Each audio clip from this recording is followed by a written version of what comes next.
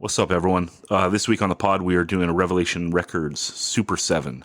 So we are building playlists from our favorite Revelation records. A bunch of stuff I want to get here in on the intro, though. First off, want to acknowledge the passing of Wade from Iron Age.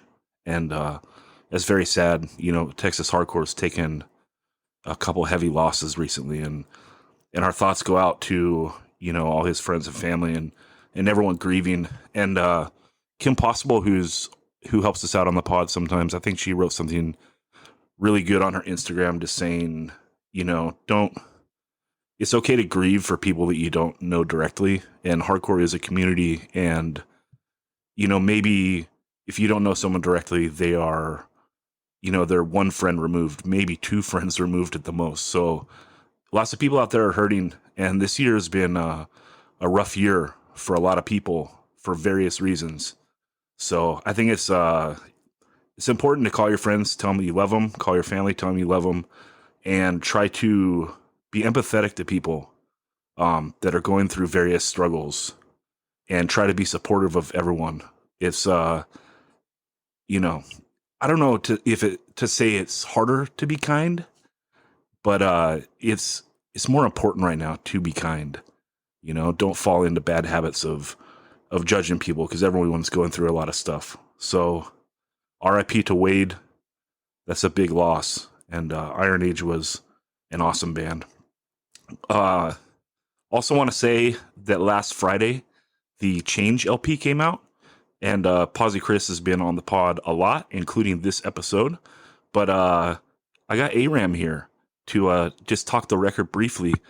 Aram, you know, you did such a good job this year of like teasing people, like dropping track. How hard was it to like hold the thing back and wait for the thing to come out? It wasn't hard because we didn't have any artwork, so it made it easy. Yeah. Yeah. How do you feel about this LP and where it lands like in your discography? I feel really good about it. I feel hands down it's the best thing I've been a part of musically for sure. That rules. Okay. So everyone needs to go out and get the Change LP. And Aram, tell them where they can get it and any info about it. Yeah. So it's a 13 song LP. We're a straight edge band, and we're straight edge band with a vegetarian message. And that means like everyone in the band's straight edge, but you know not everyone's vegetarian. And I think about stuff like vegetarian and veganism. It's like it's an important conversation, and I don't want to turn people off. I want someone to be in the band and feel like they can be in the band even if they're not vegetarian, because I think it's too important a thing to build walls up around and you know, create barriers. And I think it's a record for everyone. If you like hardcore, if you like punk, if you like, you know, like first, second wave hardcore, but you also like other stuff as well, like, you know, thrash and reggae and pop music, I think you'll dig it. It draws from a lot of inspirations. So you can pick it up at React, so you'd be getting it directly from us, or you can get it at Rev, and then of course any of your local record stores. And really appreciate everyone's support, including yours, Zach. Really appreciate it. Yeah, man. I listened to the whole thing on Friday. I love it. I think it's a great record. And I like that you're talking about the vegetarianism. Same thing. You know, Retaliate, I'm actually the only vegetarian. But I was able to finally write a song on it this year, and I kind of felt weird about it as well, because my band isn't, so it's something that I talked to them about. I was like, you know, we don't put out that much music, so, and this is really important for me to finally like write this song. I never written a song about that before, and so Mm.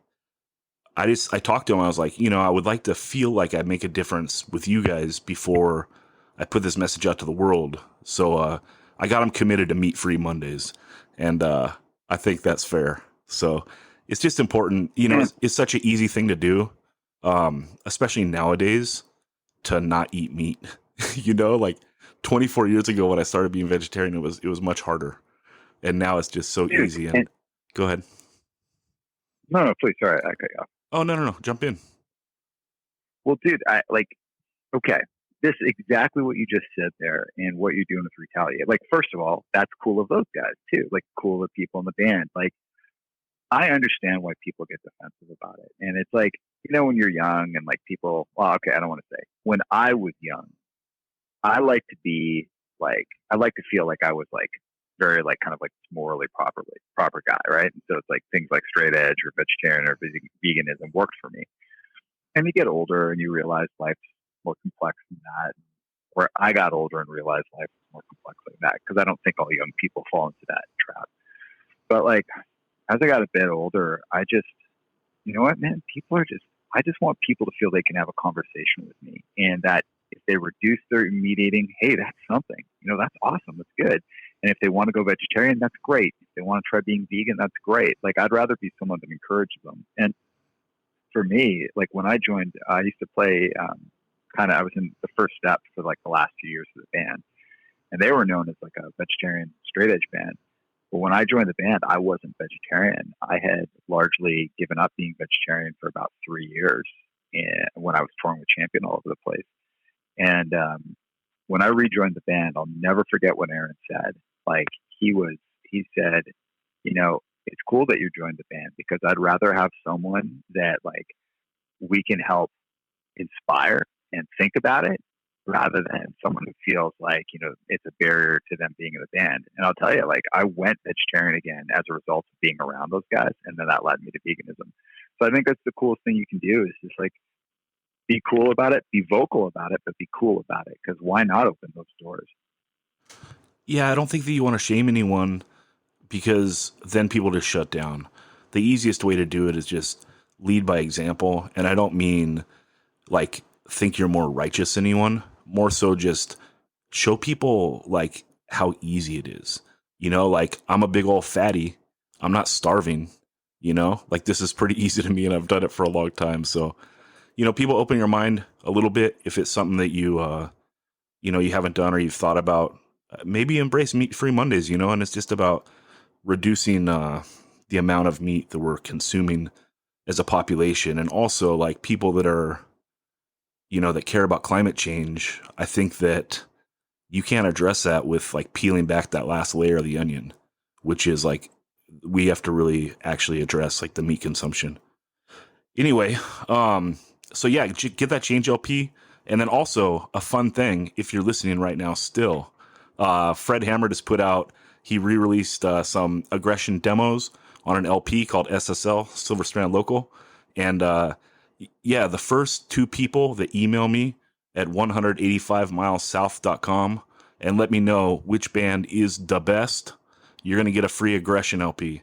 So email me, 185milessouth.com. You let me know what band is the best, and you're getting that aggression LP from Fred Hammer, the man, Silver Strand Beach. And yeah, Aram, thanks for helping me out on this intro. Yeah, man, thank you. I appreciate it. Hell yeah. All right, let's get on with the pod.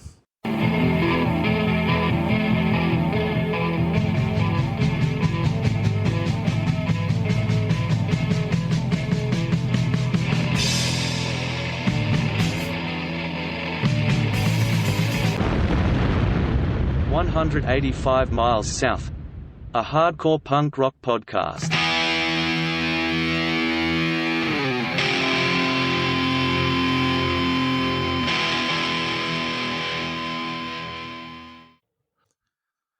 What's up, everyone? This week on the pod, we're going to do another Super 7, and this time we're going to build out Revelation Records playlists.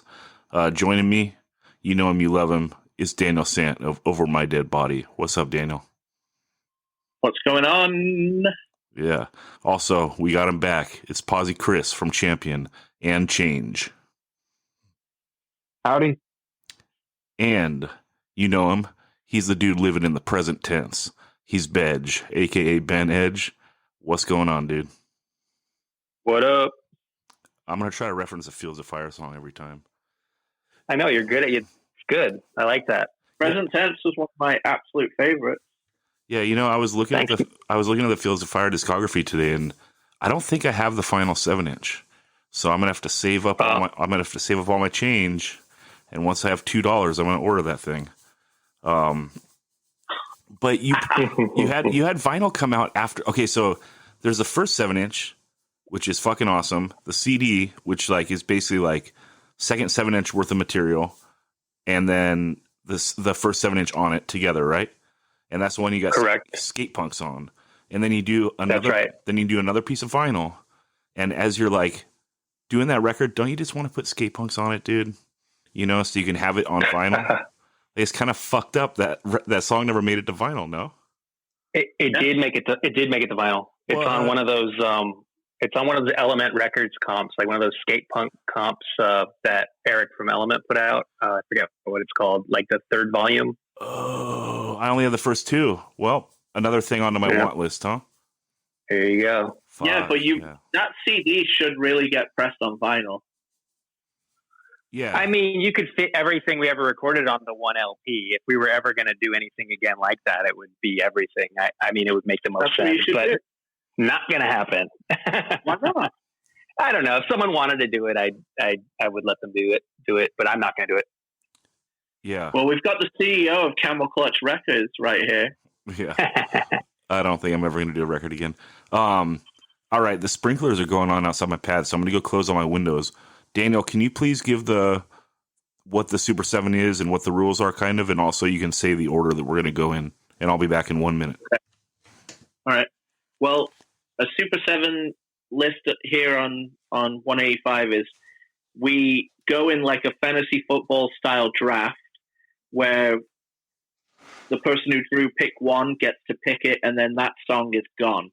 And then the goal is at the end of after everyone's picked their 7, there'll be 4 lists of 7, and then you, the listener, get to vote on whose list you think was the best, or you enjoyed the most. So we go in order. Chris will be picking first. I will be picking second. Ben will be picking third, and Zach fourth. Yeah, Nard Curse, boy. Yeah. And we are going to pick anything that has been on the Revelation Records catalog. It has a catalog number, so it may be a controversial point, but some people might want to take things that were previously on other labels that have been repressed on Rev, or some people might want to keep it pure and just go with what they regard as Rev. But there's a funny gray area there, isn't there? Because there's, you think of things that have been reissued on Rev for so many years that it feels like it's a Rev record instead of like a Wishing Well record or whatnot, So there is some nice gray area in there as well. So, but anything that has a Rev catalog number is okay to choose. Right. Like if you want to choose a Beyond song, you can, even though I think you should get shamed. Like that, it came out, it got re-released so late that like I don't really consider it Rev, even though it's fucking sick that Rev put that out. Because like that's a record that should always be available, because that Beyond LP is fucking awesome. And that Beyond LP was supposed to be a Schism 7-inch. Whoa. Apparently. And then something happened. Some schism happened. But yeah, something like Break Down the Walls, like it got re-released on Rev like within a couple years. Like I consider that like a Revelation release, or even like Ignite. Even We're Not in This Alone. Yeah, well, did that not get reissued on Rev until 98? 97. 97. Yeah. So that's a weird Rev. one. It's been on Rev for 25 years almost. That's true. But still, that's one like, I don't know. We'll see. We'll see what you guys think about that stuff. Agreed. We'll see it. Okay, so let's kick it off with number 1. Who's going? Christoph. All right, sir. That's me. With the number 1 pick in this draft, I'm going to choose from Revelation Records number 19. I'm going to pick Burning Fight from Inside Out. Yeah. Oh, everyone had it, right? Yeah, he's already busted my bracket. Go ahead, Chris. Yeah, what a sick song. I think, start to finish, like the feedback just to kick off the record, just the way the feedback comes in is so like, it doesn't really sound like other feedback. Like it's its own thing. It's really cool. And then it starts to do those hi-hat rolls, and then the palm muted, build into the break, with Zach's kind of patented scream yell that would earn millions of dollars years later. We'll just refer to him as Zach 2. Yeah. Right. It also has that barracuda part, that galloping heart barracuda section. And it just has one of the best ad libs. Oh yeah. What if that wasn't an ad lib? You could have that down on the lyric sheet. I will eat my hat. There is no lyric sheet, right? Or maybe there is. Yeah, there is. There's no. It doesn't tell you who plays on the record, right? No lineup. I don't know. It's self-evident. Ben doesn't need a lyric sheet. He's just there to slam. For the song, I think it's kind of a weird song to pick as a number one overall because it doesn't go fast at all, which is, kind of a mainstay of hardcore music. Like the whole song is mid-tempo, kind of driving, optimal for those sing-alongs. And then it goes into those choruses, which are like almost like a half breakdown where it gets, a little bit harder in the I will never choose a different path part. But it's just an awesome song. Like if you see a band play this live, you're going off, like the room's going to explode. It's a great song. So that's my number one. Love it. Let's go. Who's got number 2? I do. All right, Dano, which side-by-side song do you want? Backfire in Your Face. Yeah. I mean, similar to what Chris was saying about just an iconic song formula that isn't typical of what we think of hardcore formulas being quite typical. I feel this crazy palm muting and the up and down feel of it going into the build up vocally, and then it's and then it kind of explodes into like a stomp. That. Like it's just so good. And I mean, Jules, best voice ever. Yeah, classic opening track, and like you said, there's this song is kind of like how Chris said, it's another one that's classic, but it doesn't go fast, But and people don't really ape it, Yeah, well, they hit with so many different tempo changes. It's pretty wild. Like we were just talking the other day about Instead, and that song "Live and Let Live" has like a million different tempos in it too. This is like the ultimate opening track. Like the whole thing's just like a giant intro sing along. Yeah, and if you think about the way his vocals on other songs as well punctuate the stop-start parts of the thing, like backfire in your face, like it's perfect. And then it even has the line, and it's still my number one pick because it's so perfect, but it even has the line, because ganging up on guys is a fucking trend. Well, and yeah, and one of the most classic lines of all time, right? You're the disease, and we're the cure. You know? One day, we'll take care for sure. Yeah. Dude. Hey, Dan, you know who that is on the cover of that 7-inch? LL Cool J. Yeah, and my friend Shauna Kenny writes for LL Cool J's website, as do I, rockthebells.com, and she called it to his attention that she's like, there's this band side by side, and they have you on the cover, and he's like, oh, dope, like, and that happened just this year. So as of 2020, LL Cool J is conscious that he is on the cover of the side by side 7-inch. Sick. Yeah, it's all the poses from the radio 12-inch. It's all sick until Jordan gets that cease and desist. Fuck. Gotta get a hoodie. Yeah, man. All right, number 3, Bedge. What's up? If you want to switch places with me, I'm more than willing to go last. Because my strategy is to pick bands that none of you guys are picking. Like, I want as many bands talked about in this as possible. You know what I mean?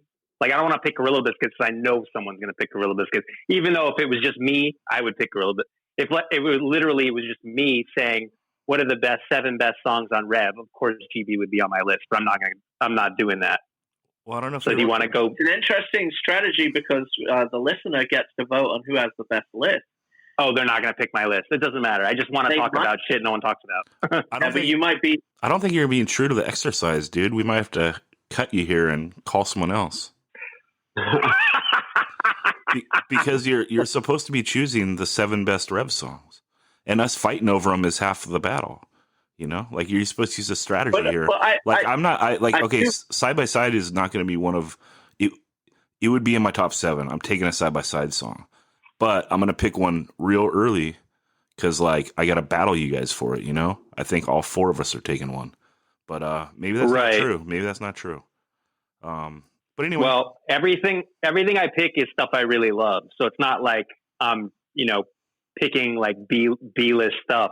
In my mind, B list stuff, but whatever. Well, what I think is interesting is that you are going in the true "I love this" label. So let me try and I don't know.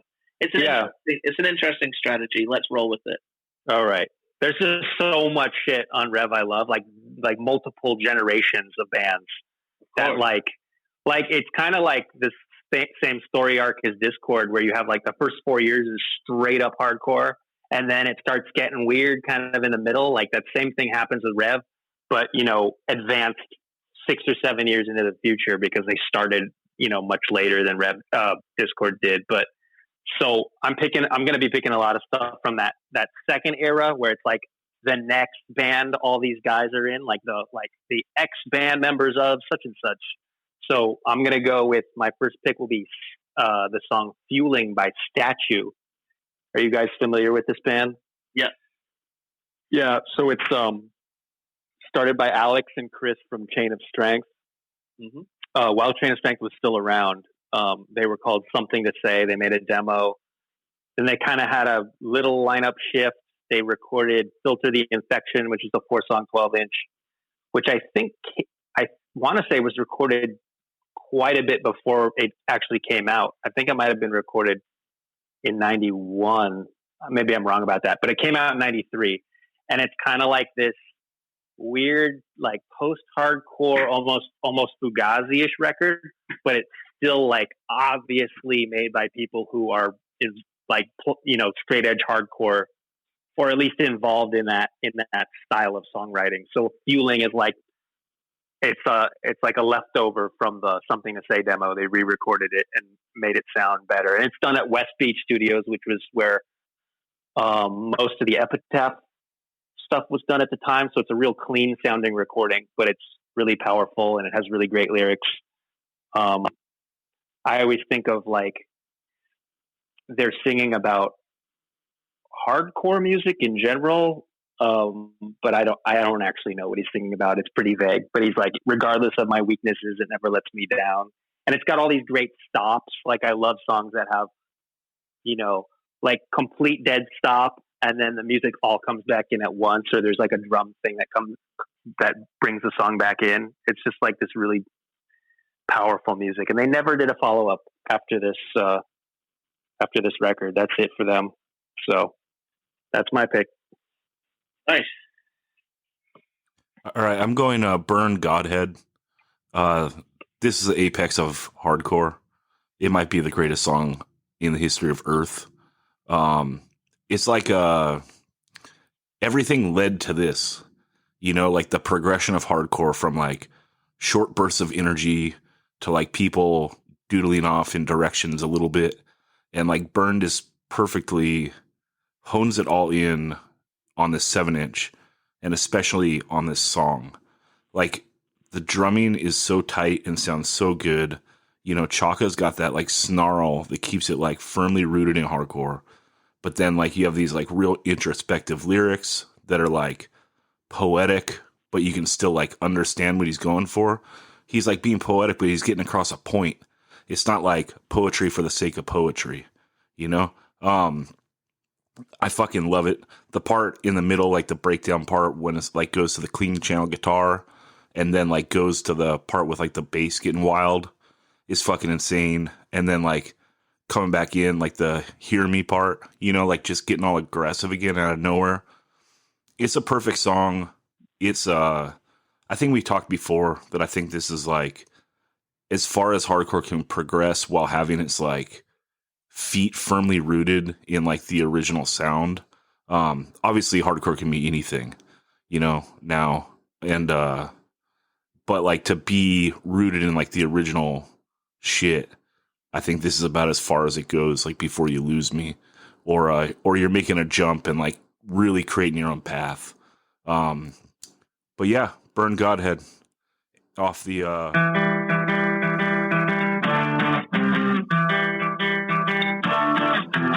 Sorry. who plays that song, Bedge? Let's keep it that way. Ah! But okay, that's what I got on that. And let's go back around to Chris is number 1, I believe. Yeah, great pick. That song, it gives me chills just thinking about it. Yeah, all right, until Bedge just ruined it forever. Fuck. Yeah. Zach, I have a question though, because you've talked about this before, and I really like your theory. But then, what do you're a huge like 25 to Life fan and a lot of that kind of music. Like, what would you consider that? Is that still within the boundaries of hardcore, or is that's off into something else? Yeah, I mean, not sonically anymore, right? It's okay, like, what do you consider it though? What do you call it? Sonically, it's like more rooted into like metal, probably. You know, it comes more out of metal. Although lyrically and like the vibe and what they're putting out there, that's fucking hardcore. Like, and that's hardcore turning into something different and opening it up. I don't love it any less. I just think it's not sonically rooted in the original like intent. No, it's post agnostic front going metal, you know. Sure, and right. It's influenced that. Sure, it's influenced by that, you know. But this Burn is interesting. Burn is also post that, you know. Yeah. Yeah. Sorry, Chris. Yeah, but I guess I don't want to get too off the rails of Rev here, but it's interesting that you know, while 25 to Life was rooted in metal, it was a lot more old school and traditional than a lot of stuff that was coming out at the time. Yeah, well, they opened up their sound a bit, like when they, I don't know, the early stuff is pretty like metally and slow. Like they don't have any fast shit, and it's all heavy. You know, once later on when they do like, oh my god, what's the song? Where It Begins and like Make It Work, like that stuff is like, you know, rooted in original hardcore. But I don't know. This is just my opinion. I can be totally wrong, of course. Daniel, what were you trying to say? I was saying that their sound is directly influenced by metallic agnostic front, but not everything. You know, like someone said, well, what about Burn? And I'm like, well, not everything bounced off of that metallic agnostic front afterwards. I'm just saying the root of the 25 to Life sound. I mean, he sings like a revved up Roger and everything, you know? Yeah, I think you're absolutely right on that. I said the Burn thing, but I was just saying that came after AF. But I think, you know, Burn is not necessarily like rooted out of AF going like more crossover. Oh yeah, definitely not. Burn is more influenced by the rest of the Rev catalog, I would say, than, you know. Yeah. Okay. You know, or Discord catalog or whatever than the AF, right, per se. Chris, let's go with your second pick. All right, Ben, you got your trumpet ready? We're taking the opening track from Rev 12, New Direction by Gorilla Biscuits. Yeah, it had to go early. That's another one. Yeah, it had to go early. It's another one too that, like, right out of the gates, you know what it is. Like, it doesn't, you know, the trumpets and the da-da-da. You know, you have chills by that point already. You know, even before he starts, what do you mean? It's time. This is one of the best love songs to hardcore ever written. Like, you know, it's not about anything but hardcore stage diving, going to shows, like that vibe. And it's sick. The breakdown, it's awesome. The melodies, love it. Yeah, it's a perfect song. It's a diss on someone. I want to say 7 Seconds, but maybe I'm wrong about that. Isn't it? It's like someone who like stopped playing hardcore music, like a band that stopped playing hardcore and kind of turned its backs on its old fans. I know it's directed at someone. Yeah, I mean, that would be a decent guess. I think it's crazy because like they do this and 10 Yard Fight gets them like what 8 years later. Right. Yeah, totally. It's kind of neat how they turn it on them. Yeah. So maybe everyone that writes a song like this like should get it. Like 8 years later, like fuck, now it's me. Now it's me. Now it's me who stands aside. But write a song against Wrench. Yeah, I'm sure Wrench still keeps it real. Is Wrench still into hardcore? Does anyone know? All right. Well, hey Wrench, send me an email. 185 miles south. Let me know you're still into hardcore. Sure he is. Because I believe in you, even if Bedge doesn't. But yeah. I believe in you too, Wrench. Okay, cool. New Direction, dude. Perfect song. And like, if you were gonna give a record to someone who has never like heard the genre, this is like the perfect entry in. And I don't mean that as like an insult because it's also one of the greatest records, but it is like such a welcoming record that whatever style of music you come from, I think you're gonna enjoy it. And like you're not gonna get turned off by the lyrics. If anything, like you're gonna get turned on by the lyrics because like they're saying something, but they're not judgmental. I don't know, they're really good, obviously. And then musically, it's fast, it's aggressive, but it's still like just enough melody that you can enjoy it. Fucking perfect. Yeah, the lyrics like totally fit the vibe of just like the spirit of the song, which is like, the vibe of running across the stage and flying off of it and landing on people, and it's sick. Yeah. Bedge, you got anything on this? This is my favorite record on Revelation. This was my favorite album and my favorite band for many years, and then Minor Threat kind of surpassed them. But Minor Threat technically never had an LP, so this is still probably my favorite LP ever.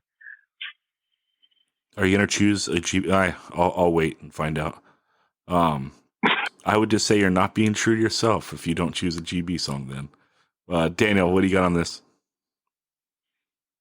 I mean, it's absolutely perfect, isn't it? Like their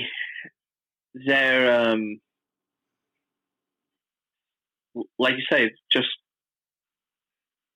slow down. Like everything about it is perfect. Like it is the sentiment that if you love hardcore, you get everything that's being put forward in that. And then the introduction of it leading the album with the horns. They went from having an iconic hardcore record to having the iconic hardcore record by doing that. Yeah. You know what I mean? Yeah, and of course, following the horn is a da-da-da, which is like equally as iconic as anything. Yeah, and it's just really. I mean, I've got to give it. It seems like Walter is basically the creative driving force of all things GB at the time, and he bats 1,000. He doesn't have any clunkers. Agreed. Dan, you're familiar with that Quicksand song that reuses lyrics from this song? He says, "I was so sincere. I see more clearly now." I think it's on the second Quicksand album. Yeah, it's on Manic Compression. Yeah. Do you think that like by him singing his own lyrics again in a different context, it changes the meaning of the lyrics? Like I always think about that. Like here he is in '89 writing these words about like, I was so sincere thinking that other bands, were going to stay true to hardcore, but now I see more clearly that they're in it for the money or whatever. And now here he is in a band on a major label playing rock music. And he's looking back on himself in Gorilla Biscuit saying, I was so sincere when I was this hardcore kid, but now I see more clearly. I don't know. I think it's more answering a lot of the people that threw that song in his face for doing Quicksand. Right. Do you know what I mean? It's like, I don't think he's looking back and saying, well, I was, had my head in the air and I didn't know better. I just think he's saying, I actually see you can still be sincere and do all of this as well, Mm-hmm.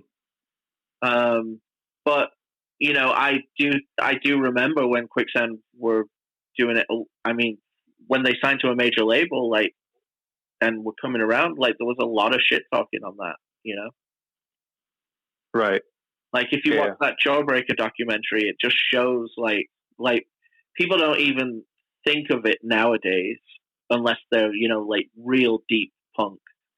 They don't even think that someone putting out your music is that much of a problem, because it's weirdly like everything's accessible. It's streaming everywhere. But back then, either you had to be sold at a punk record store or you really didn't get anywhere. But if you're on a major label, you were everywhere, and it was a problem within the scene. It was like, well, you're accessing this thing, but you still want to be part of this community. It doesn't work that way. Right. So I'm sure that lyric was in answer to being called out. Okay. Personally, that's my opinion. And Daniel, you can continue with your number 2 pick. All right. Well, for my number 2, I'll try and keep my cool, but you better understand. Fed Up, Judge. Yeah. What a song. What a fucking angry, amazing song. And I say this on almost every other pod, but if you're straight edge and you hear something like this, God, your backbone becomes adamantium and titanium. Like, it just really fires you up. That, there's a bit of almost like just fighting back. It's a great record on Schism, dude. Yeah, I was going to say our first reissue of the night. That's what I was going to say. Yeah, well, I mean, I could have gone for something off of Bringing It Down, but this is my Judge song, So, like, I mean, I have to do it. I have to take this. So I've already muddied the waters. I know. I like that you broke the seal, dude. Now it's wide open. It's open season. Yeah. So yeah. I'm also just thinking of a list of 7 songs like that I just want to go to my grave with, that have all been touched by this label. So my 7 songs are just going to be the ones that just mean it, Yeah, dare I say this is the angriest Judge song? It is. That's why I really, you better fucking understand. Like, I'm on the edge of just losing it on you. Yeah, it's awesome. It's so sick.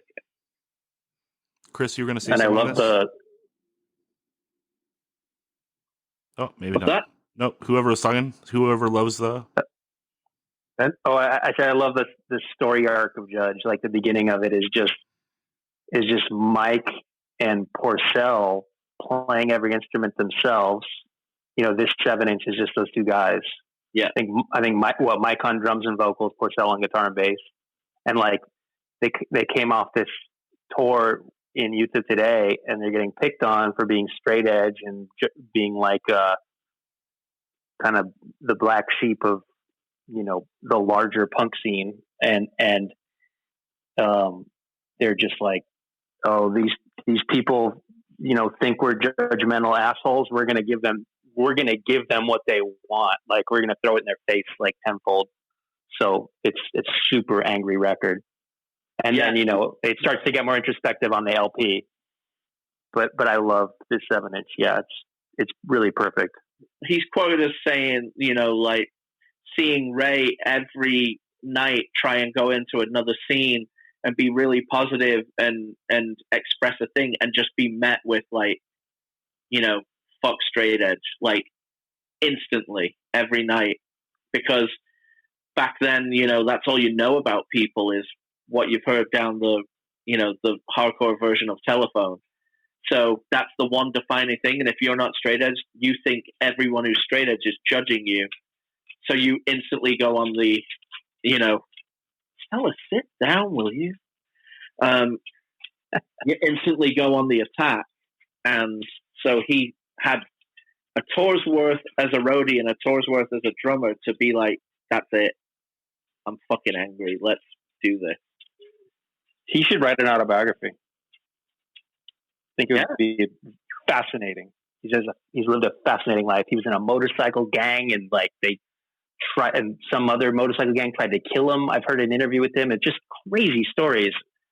I mean, I'm totally convinced they're all, you know, accurate. He has no reason to make shit up. But it's just like this one guy lived this crazy life. So they did that little documentary. I think it was Vice that put it out.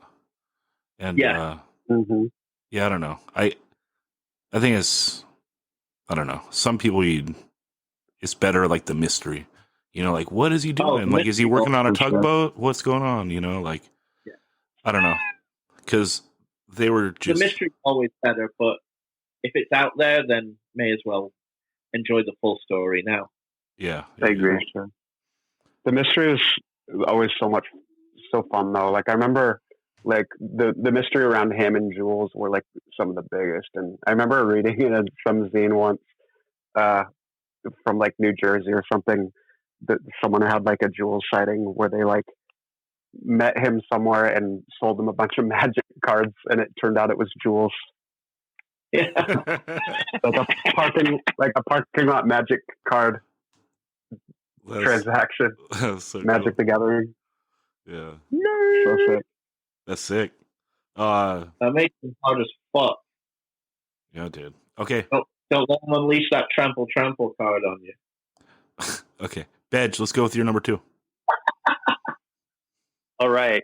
I'm lying on my back in the front yard of a suburban home, not my own home. My next pick is Running Into Walls by Into Another.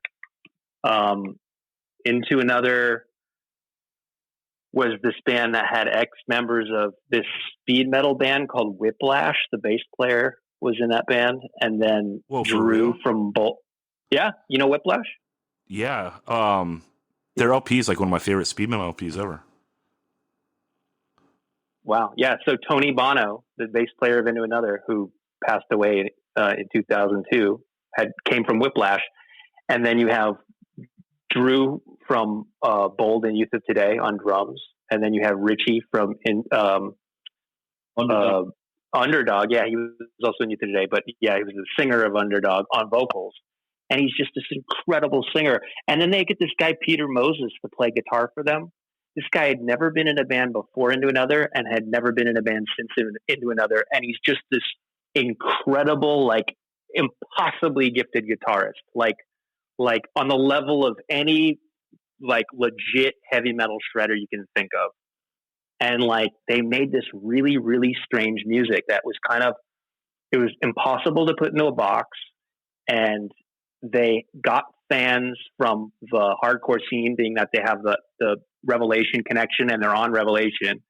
They made the jump to a major label later on, and it didn't work out. I mean, it didn't work out for most of these bands. So you have like people who normally listen to like, you know, 4-chord hardcore music with breakdowns, who are the only people who know that this band ever existed. And they're just so strange and unique, and like they're almost like a prog rock band. Especially this song. This song has like there's like 13 parts in this song.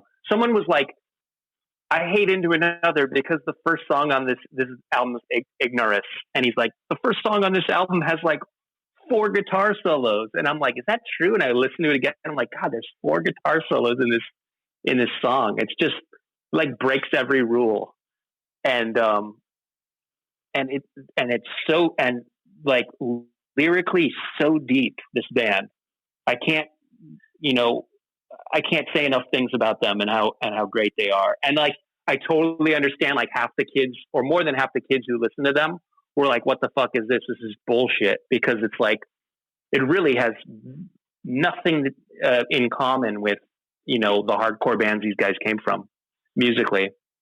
I mean, it's obviously the singer of Underdog singing. I mean, he has an unmistakable voice, but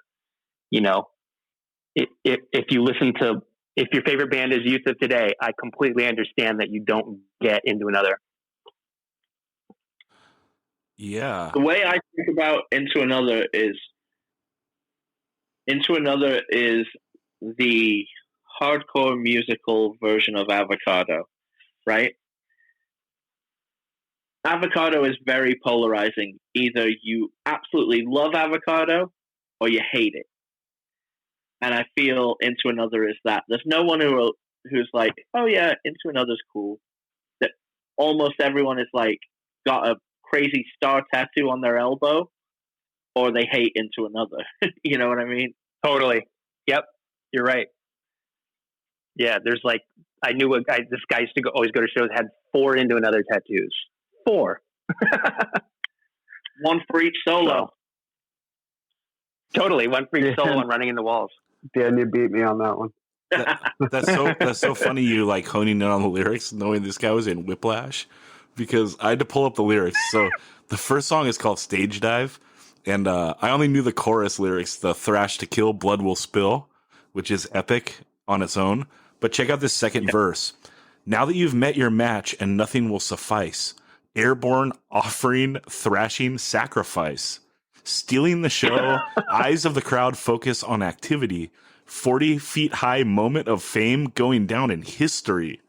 Begin the flight, splitting the smoke, a swan dive into the sky. Tumbling down, head over heels, listening to cracking bones cry. So sick. Dude, it's their New Direction. Yeah. I was just going to say that. Yep. And then you got to go New back Direction. to thrash to kill, blood will spill. Fucking sick. So it sounds more like a rewrite of "It's the Lights" by Metallica, or Thrash Zone. Right, Thrash Zone. Yeah. But anyway, Into Another didn't have songs about stage diving. I'm sorry. Yeah, but Whiplash did, dude. So we get a shout out to both. It's pretty sick. Although Into Another did have 2 songs in a row on the same album about ghost pirates. That's pretty bold of them, no pun intended. That's sick. And I'm out. Fuck it. You give me an idea. I'm gonna take it because I want it. I love the song "Talk Is Cheap." I think I got fucking reamed on here before for loving Bold and the song so much. I think someone said it's not even top 50, but I'm taking it number 2. Bold, "Talk Is Cheap." So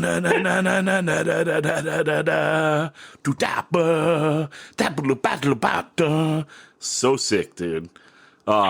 It's a perfect hardcore song, and the LP is. I enjoy the whole thing. I'm not saying it's one of the greatest hardcore LPs ever, but I am saying this fucking song, one of the greatest hardcore songs ever. Like that fucking sick ass intro, goes blazing fast, has like a catchy ass chorus. Like, if you're a hardcore band and you get to like get a sick ass phrase like that before anyone did, it's like it's yours. It's on lockdown. No one else can do a "Talk Is Cheap" chorus now. Like, they got it first. It's theirs, and it's so fucking sick. The breakdown, no singing on it. The drum fills on it are classic. And then so he does the drum fill on like the first, then like the hi-hat thing, doo da doo da. He like cuts down like the kick drum beat. It's just everything in the song is like the simplicity and awesomeness of it like just rings through. And I love it. I'm taking Bold, "Talk Is Cheap" as my number 2 pick. That's what's up. And sounds best when you have it on the gatefold. When you got the gatefold copy that you can read the lyrics on. But Daniel, is this your number 51 pick? I mean, Bold aren't going to be on my list, but I do love the record, and I do love the way it looks. I mean, that's a Youth Crew looking record, It's laid out awesomely. And like you say, the gatefold is sweet. Yeah. I would have gone next to the X if I'm going on the full LP. Yeah, I could have predicted, you know. But yeah, that's mine. Let's go back to Chris for his number 3. I think I'm not a huge Bold fan, but I love that song. Like that's if I had to pick a Bold song, like that's the one. And I will add, if we were doing a shirt, Super 7 Rev shirts, or even hardcore shirts in general, like that's a first round draft pick band. Oh yeah, logo is epic. It's very bold. All right, I'm gonna get a little bit weird here. Rev 7, New York hardcore, the way it is, and Rev 163, Don't Forget the Struggle, Don't Forget the Streets. I'm picking one of the best Unity songs ever written. You the motherfucker. Song that's so good. You motherfucker. It's got 2 solos. Ben kind of blew up my intro for this with his 4 solos, but 2 solos in a straight up hardcore song. I'm taking it as one, and I'm running. I should have taken Talk Is Cheap third. It was. You just wanted to give Bold like more glory, and you screwed yourself. I just wasn't going to take a different Bold song, and I wanted that one really bad. But I wanted As One really fucking bad. God damn it. That was my number 3. Is it the same recording, or is it 2 different recordings on the album versus the comp? Do you know? Yeah, it's different. Different, okay. So which one? Well, you got to take this one. It's an original Rev release. Rev 7, right? Yeah. Go on, Chris. Sorry.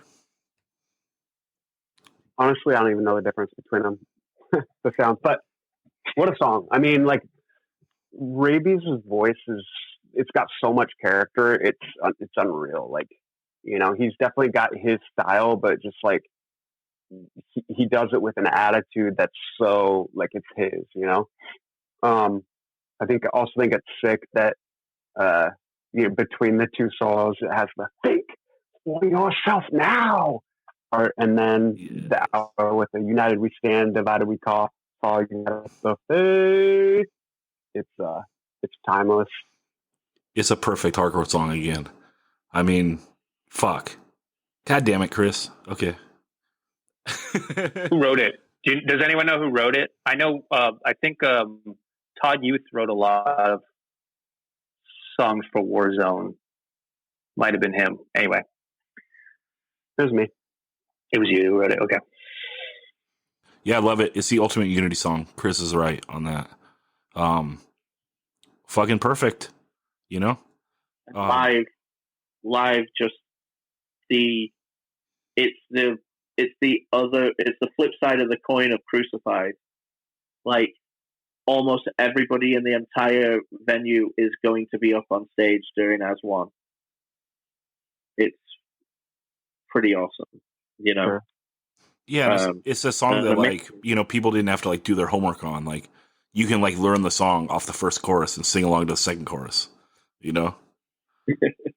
Which is like great. Like hardcore can do that. It's like I don't think that's a knock. I think that's the fucking magic of the music. Like the people that do it the best are the people that can like keep it simple but still have like the creativity in there that is not cheesy. And this is like the perfect fucking example. Like this song is fucking awesome. And it's kind of like one of those songs where I don't know, I'm kind of people can like whatever they want in hardcore and still like hardcore, but it's kind of one of those defining songs. It's like if you don't like As One, like I don't know if you like the style of music. It's like I don't know, it's kind of a blueprint song. Like do you like filler? Do you like As One? Okay, you like hardcore.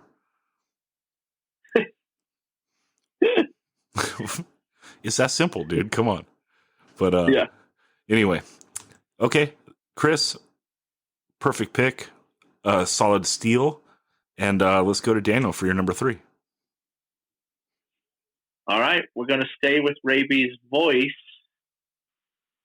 but he's saying, "Yo, sucker, you got a big mouth. Bit up, bow." Yeah. Big Mouth, Gorilla Biscuits from the GB 7-inch. Absolutely perfect fucking hardcore song. Yep. The breakdown on it. I'm chef's kissing like a motherfucker over here. You know, I love the vocal delivery of Civ and the voice crack. You know, shut the fuck up now. Like, everything about it is just so perfect. Such a moment in time that will live on forever. And you got a big fucking mouse go. Like, the riff there is amazing. I mean, this song is incredible. And I'm taking it now so no one else can have it. And the Ray B's intro, you know? Yeah. Yeah. Like, we got to get Ray on the record somehow. You know, it's fucking cool. So sick. And fast right hand on that riff. You know, some serious skills going on. Yeah. Yeah. I mean, what do you guys think of this song? Bedge, let's go to you. The bass line on the chorus. Dee dee dee dee dee dee dee dee dee dee dee dee dee. You know, I mean, I can't think of anything before this that really does that. I mean, there's something. It's almost like borderline like hip hoppy, but not quite. Like, it's not corny, but it's like very New York. Like, you wouldn't hear a band from California do that on the chorus of a song. It kind of stands alone, even within the Gorilla Biscuits discography. Like, they don't have any other songs that sound like this either. It is very yo. The song is very yo-y. Like, yeah, you know, like you say, late 80s New York, and also including the Ray intro. You know, like, everything about it is kind of like, yeah, like you say, hip hop is kind of an influence on it. It's awesome. It's so good.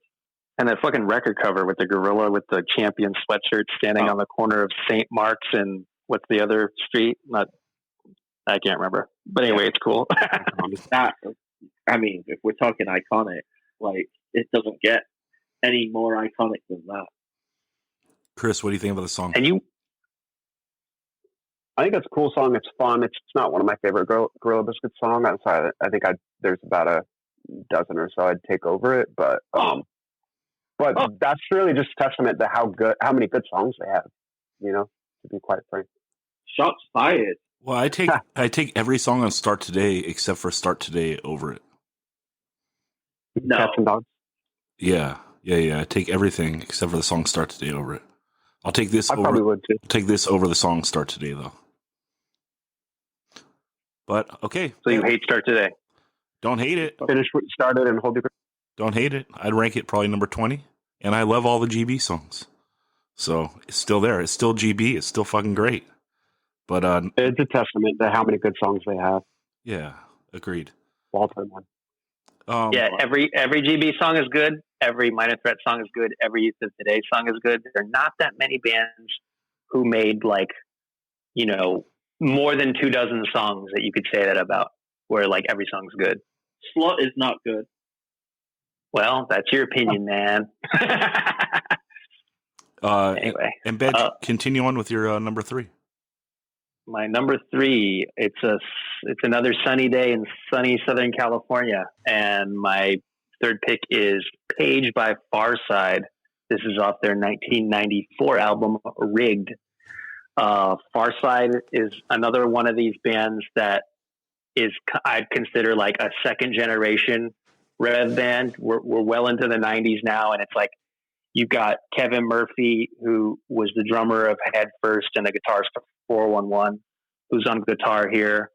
Popeye, who was in this band Borderline, a conversion band called Borderline. I mean, they were not very significant, but legendary Spinach Eater as well. Yeah, that's true. Michael Vogel sang, but they're like a rock band, and it took me a long time to get into them. It's just they were another band like Into Another, where I'm like, how does this have anything to? Why is this even on a hardcore label?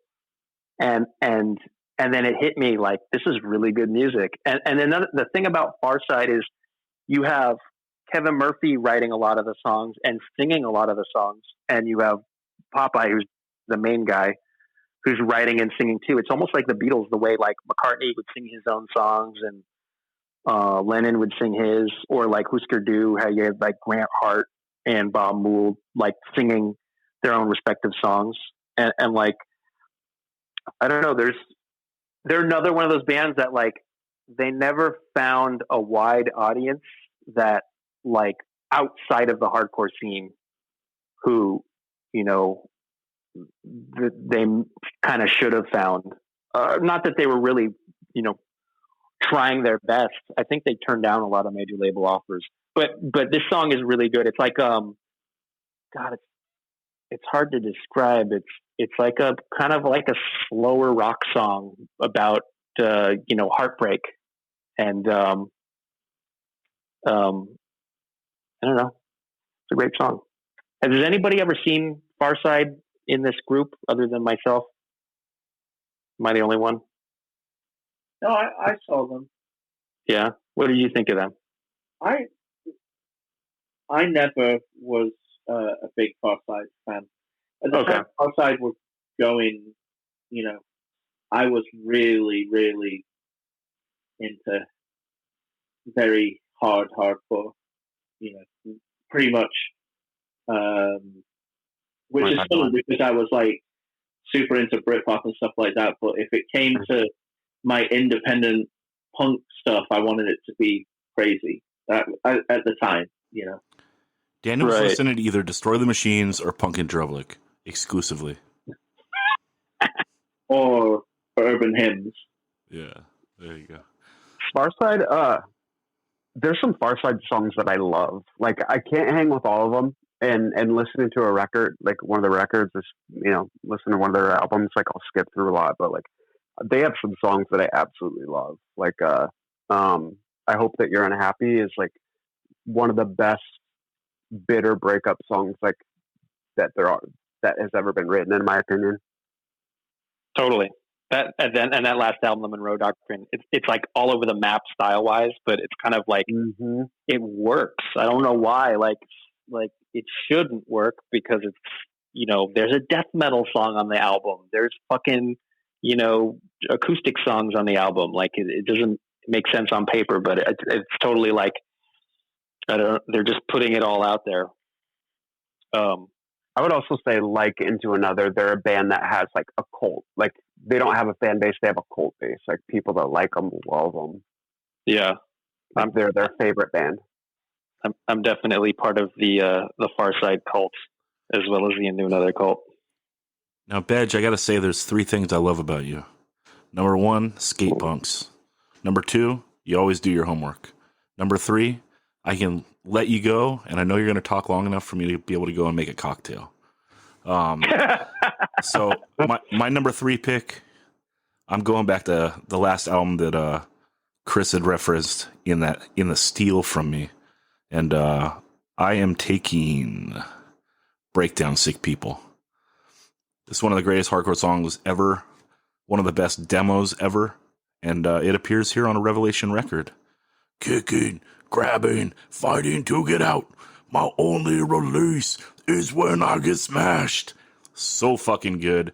Hitting like I don't know if those rhythms had been like really hit that much before, like, and it kind of creates the whole style of like, it's like a whole different genre of like New York hardcore, but it's so catchy. Like, I don't know. And the voice is so fucking mean without him doing a voice. Like, that's his voice. He's just yelling, but he's not like doing a voice. And this song is so fucking perfect, catchy, and like, I don't know, those rhythms, like you're bouncing. And these lyrics are sick as fuck. The song is Sick People by Breakdown, and it was on New York Hardcore the way it is. Rev 7 is my pick. And Daniel, you like Breakdown? It's so funny. Oh, go ahead. Yeah, I was going to say, it's so funny how Breakdown kind of lay in a dormant state in the amount of people that liked them until like around the Hardware era, started celebrating, like bringing back like absolute love for Breakdown, and that like era of NYHC, and then was followed on by all of the Greg calls it democore. So it got a second resurgence of everyone wanting to sound like the breakdown demo, like in the 2012s or something, you know? Yeah. Especially the new wave of British hardcore kind of like sounding like that as well. So it's funny that for a long time before, you know, you could actually get their records and stuff and like streaming and whatnot. Back in the day, like this was the only breakdown songs that I had for a long time, you know, until things started becoming, because, you know, they only had that record press in a small amount at the time. And, you know, Yeah. Well, to me, they're on the other. they weren't the star. Oh, go ahead. Sorry. I was going to say, to me, they weren't the star of the way it is back when I was getting into it, because obviously I was absolutely loving GB, YOT, and Side by Side at the time more than anything. Yeah, I was just going to say that with you saying that there was limited stuff available, like the other New York Hardcore Comp, the Where the Wild Things Are, they were on that as well, and those songs were always available. But that comp wasn't as prevalent out there as the way it is back in my formative years of hardcore, you know? Yeah. It wasn't on Red. Yeah, exactly. Well, it's Blackout number one. Didn't come in a cardboard sleeve and a CD. Yeah. Okay. It's like the ancestor. The song is like the ancestor of that whole style from the New Breed comp and the Where the Wild Things Are comp, right? Like this is like the and you could say the ancestor of like beatdown style, right? Yeah, I mean, exactly. You can trace it all back to this. Well, Terror did 3 breakdown covers in their first show, and Terror kind of like exploded beatdown everywhere, you know. And if you think about it, like would you all agree that this is metallic to some degree? That there's a metal component to this style of music? Yeah, it's the neighbor to crossover, but it's not crossover. Right. And so New York, you have multiple strains of metal influenced hardcore, because you have Agnostic Front doing that Cause for Alarm album. You have Cro-Mags doing Age of Quarrel and Best Wishes, which is like Motorhead-ish. And then you have these guys who are doing like a totally different thing, and Leeway. So you have like the faster, more like speed metal sounding kind of hardcore, and then you have this like, you know, thugged out metallic hardcore all coming out of New York at the same time, kind of. And you have Killing Time coming right around the corner as well. Yeah, and I would put that more in this family tree for the breakdown family tree. Yeah, the emphasis on hard in hardcore, you know. Right. Chris, let's go to your number 4. All right, I was gonna sit on this one for a minute because there were 2 songs I couldn't decide between, and Zach took Godhead, so I'm gonna go back to Rev 22, the Burn 7-inch, and I'm gonna take Shall Be Judged. Yeah, I believe it's referred to as Shall Be Judged. Chris is staying Rev, but he's going second. He's going second press. Second press. This song's awesome. Like, I'm not even vegetarian. This song makes me think about it, like maybe more than any other song. Like, the lyrics are so cool. I mean, right from the start, you have that drum roll to kick it off, and like every time I hear that drum roll, I just picture Burn coming on stage. I picture that drum roll coming, and I just picture Chaka just sprinting from the backstage and flying into the crowd. Like, that drum roll is like the embodiment of like that imagery, and I just, it makes me want to stage dive. Zach talked about it a little bit earlier, but like their influences are so wild. Like, there's jazz influences, and the vocal phrasing, I think, is something that's interesting here. Like, Chaka's attack and his cadence is so interesting. Like, it's truly one of a kind. Like, no one sings like he does, and if someone does sing like he does, it's them, you know, biting his style. It's just so abrasive. Like, in this song specifically, like the line where he says, "The partaker has partaken," like it sounds like he's spitting while he sings, and it's so cool. And then the last thing I'll touch on the song, like the breakdown is so hard, like coming out of "Have we molded our fate?" Dun, dun, dun, dun, dun, dun, dun, dun. Yeah, it's like Dun, dun, dun, dun, dun, dun, dun, dun, dun, dun, dun, dun, dun, dun, dun, dun, dun, bah. Like the slight variation of like how the beat changes, so it like actually turns into a beat. It's like, oh, it's such fuck. a caveman stomp too. Yeah. It's like for mosh parts, like it's kind of like the original like kill mosh, you know, like it's like there's not like a super easy beat to follow to like dance to, so it's like just smash someone, fuck it. And there's two distinct breakdowns. There's another breakdown at the end of the song that's not as hard, but it's completely unrelated musically. I mean, the rhythm is completely different.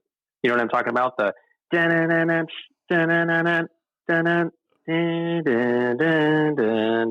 Yeah. Towards the end of the song. Yeah. It's like, perfect. Let's write a song with two breakdowns that aren't anything like each other. Like, what other song does that? I don't know. There might be some, but it's pretty interesting. It's so good. And you touched on like the lyric patterns, Chris, and like the way he was singing. I mean, the only dude that kind of like followed this style would be the singer at Bane, right? And he's not really like, I don't think he's biting it, but it's like you can like draw like the direct influence like to the way he sings. Maybe more so like that second Burn 7-inch. Like when that one finally came out, because it was recorded like back when, but it came out like once I was already into hardcore, and like listening to it and then like listening to Bane, it's like, oh, they had this one, you know, like they had a tape of this, like, and you can draw like some direct influences. But I mean, Bane's one of the greatest bands of all time, right? Like, and they drew influence off one of the greatest bands of all time. Like, they were one of the only bands talented enough to be able to like pull it off and do it justice. And Burn is really molded in it's to me based on Absolution. I mean, it's the same guitarist, but the vocal style is pretty similar. Like, maybe Chaka's, I don't even know. Maybe Chaka is better. I haven't decided which one I like more, but they have similar vocal styles. And Absolution does have pretty interesting breakdowns as well. Are you guys Absolution fans? You ever hear that 7-inch? I like a couple of tracks, like Dead and Gone and Dead and Gone. What's the other one? Never Ending another hit. Yes. Yeah, those two songs I love. And then the rest of it's good, but like those two songs, in my opinion, are just like so agreed. Higher than those. Totally. One other thing on this Burn 7-inch, the cover is so cool. It's so simple. Like what is it? It's like a photograph of a pixelated TV, which, you know, if someone described that to you, you'd say that sounds horrible. Like if someone in your band brought that to you and they're like, yo, let's put this on the cover of our record. Wait, you want to take a photograph of an old tube TV and put it on our record cover? You are high as a kite. But it looks so cool and it's so iconic. Yeah, and you could almost argue like the back cover is even cooler. You know, with that picture is like so creepy. Yeah, super cool. Just the feeling of this record is sick. Absolutely love it. Daniel, let's go for your number 4.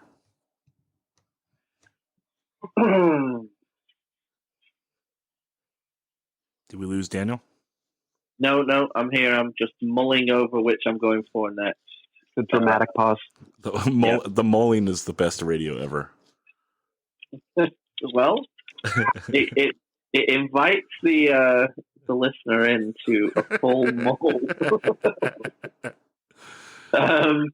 It's the best when you can hear Daniel's papers ruffling as he's going through his notes. Kinda. We're at that level right now. We need like a breaking news. I'm gonna go. He needs to use a scroll instead. That way we won't have to hear like him shuffling them. Just an unravel. I'm gonna go. No, I'm gonna show up at the top of a mountain with 2 tablets of my 7 songs on them, and the chiseled into them. And you can shout them through a Ricola horn. Go ahead. I'm going with Sick of It All, It's Clobbering Time / Just Lies. Yeah. I don't think there's an intro. I mean, I know there's a million amazing intros, the Leeway intro, all of this, but people may be jaded on what It's Clobbering Time is because, it's been such a part of the canon for as long as everyone has been listening to hardcore almost. From the time the 7-inch came out anyway. I am gonna just say it's a masterpiece. Like that is mosh music personified and perfected. And then the way he goes into Just Lies, he comes in with the it's perfect. And the 7-inch recording sound is not as the best, but it really encapsulates kind of what I don't know if it's Don Fury or not, but kind of what those rooms in New York were putting out at the time, that sound, I think it's fucking amazing, and my life would be less having never heard It's Clobbering Time. Thoughts? Yeah, there's other intros, but there's only one Clobbering Time. One thing that I was a couple years ago, I was reading through like an old zine that Ron Brotherhood did back in the day, and he had a review of this record, and it was kind of cool just reading it from the perspective of reading this person's opinion and sharing like what it sounds like, this new record that this new sound that they created, and having never heard. I mean, can you imagine having never heard this before and then hearing it and just feeling like you got run over by a tank? Like it was really cool just to kind of read his thoughts about it and kind of put myself in that place of having never heard this sound previously, and then hearing it and describing it. And I just looked it up. It's not Don Fury. It's recorded at Legend Studios in Long Island and engineered by Bob Vandermark. Ah, the old Vandermark. Bobby V. Shout out, Bob. Shout out, Bob. Oh, he did a lot. Well, shout out Noodles. Shout out Smelly. He did Outburst too. Yeah. Someone got it in. Outburst 7-inch. Yeah, this is one of the greatest intros of all time. Everyone knows it. This and the Leeway, Rise and Fall. It's like Jesus Christ. It wasn't until Downpresser did their intro on the Creatures split that someone came back with a fury like that. But yeah, I love the pick. Is the judge going to count it? It's two picks though, right? 2 songs. It's always it's Clobbering Time into something, so I think we'll allow it. Okay, the judges will allow it. Well, and also it is listed with the slash on a lot of right things, So. And it's one of the less egregious Daniel cheats, so we got to allow it. So, and Bedge, let's go to you for your number 4. I'm gonna do a song by Sensefield, "Found You" from their 1994 album "Killed for Less." This is a band from the Redondo Beach area of California. It's ex-members of, I think 3 of the 5 members were in Reason to Believe. And so it's definitely more rock and slow sounding than Reason to Believe, who was this really fast hardcore band that was equally melodic. And then when this came out, I guess they put out a couple EPs before this that got compiled into a self-titled thing that Rev put out, reissued properly. But this is their first album, and it's another one of those things where it's like it doesn't really sound like what you would have heard on the radio in 1994, like mainstream, like KROQ alternative rock type stuff, like 120 Minutes. There's something more to it than that, but it's really hard to kind of define. I think it's like John Bunch had this thing about him where he like exuded like pure love in a way that no one else that came out of hardcore did, except maybe, I guess you could say, Kevin Seconds at moments. He was just this really great guy, and he died tragically, which is, a terrible thing. They did this great tribute, like giant, almost like a fest, right after he died, and the headlining band was Sensefield, and it was the guest vocalist coming on stage and doing Sensefield and Reason to Believe songs, and it was so good, and it was like they did him justice. They did this man. They sent them off in the right way. But another one of these bands where I can totally understand if you were listening to Bold or Sick of It All, and then you heard this band, you'd be like, what is this?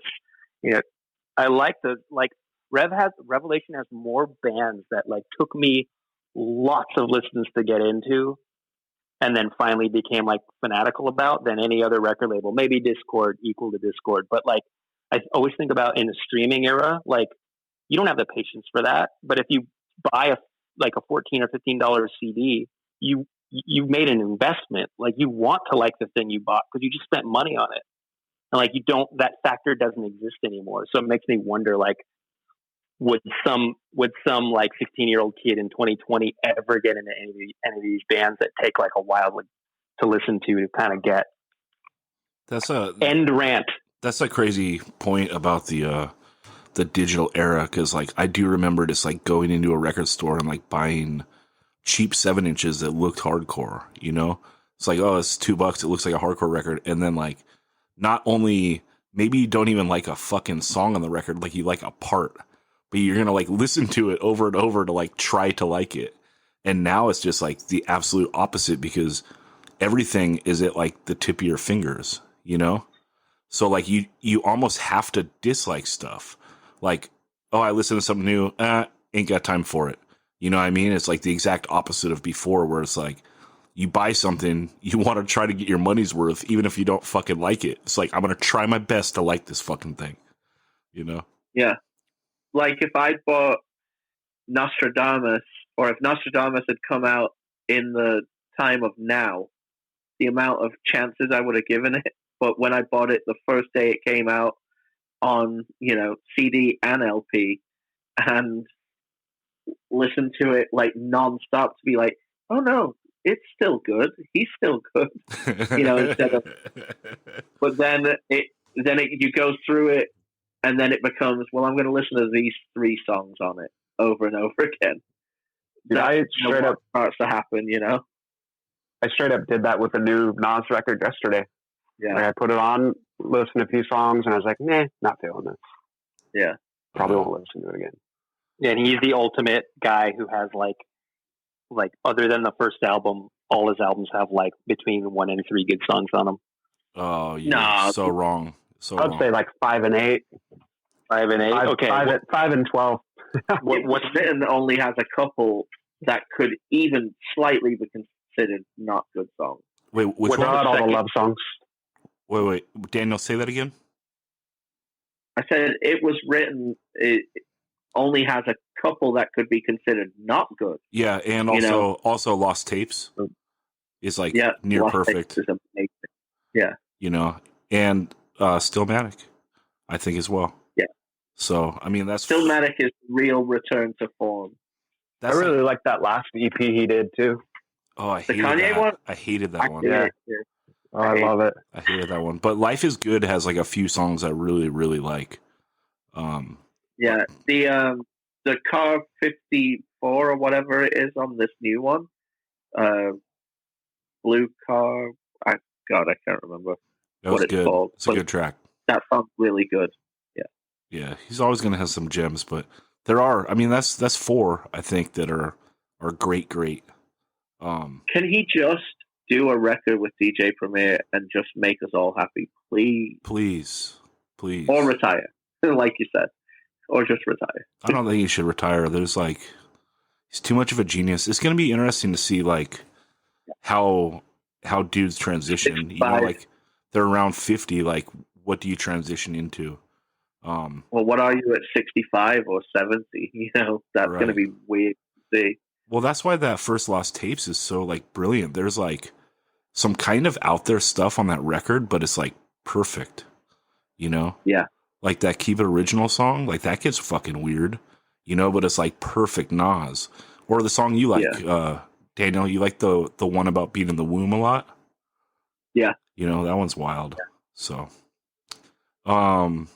cool. I think it's back to me. Wait, Oh, someone Yeah. want to say something? Yep. Okay. I was going to say, we started talking about Sensefield and we ended up talking about Nas the entire time. But you know what? That's fine. I like Nas too.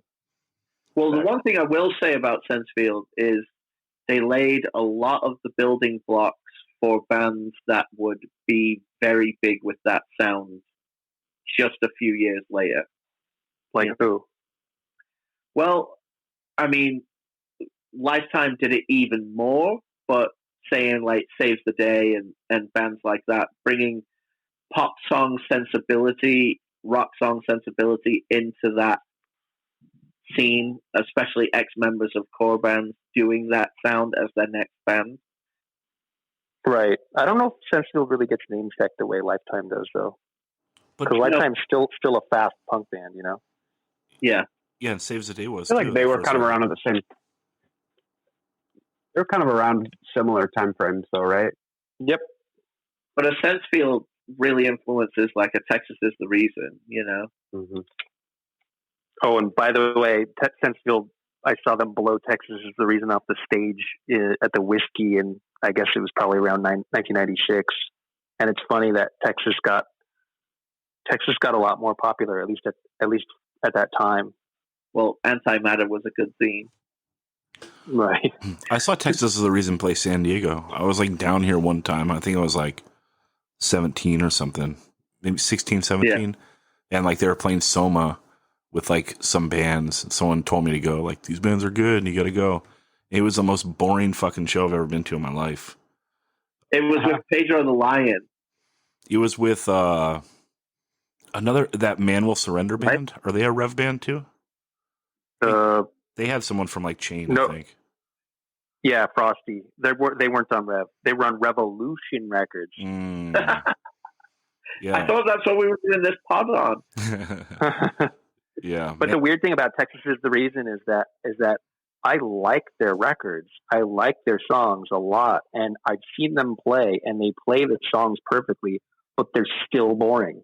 You know, like there's something about their stage presence that completely detracts from them playing songs well that I like a lot. Like I can't think of another band I feel that way about.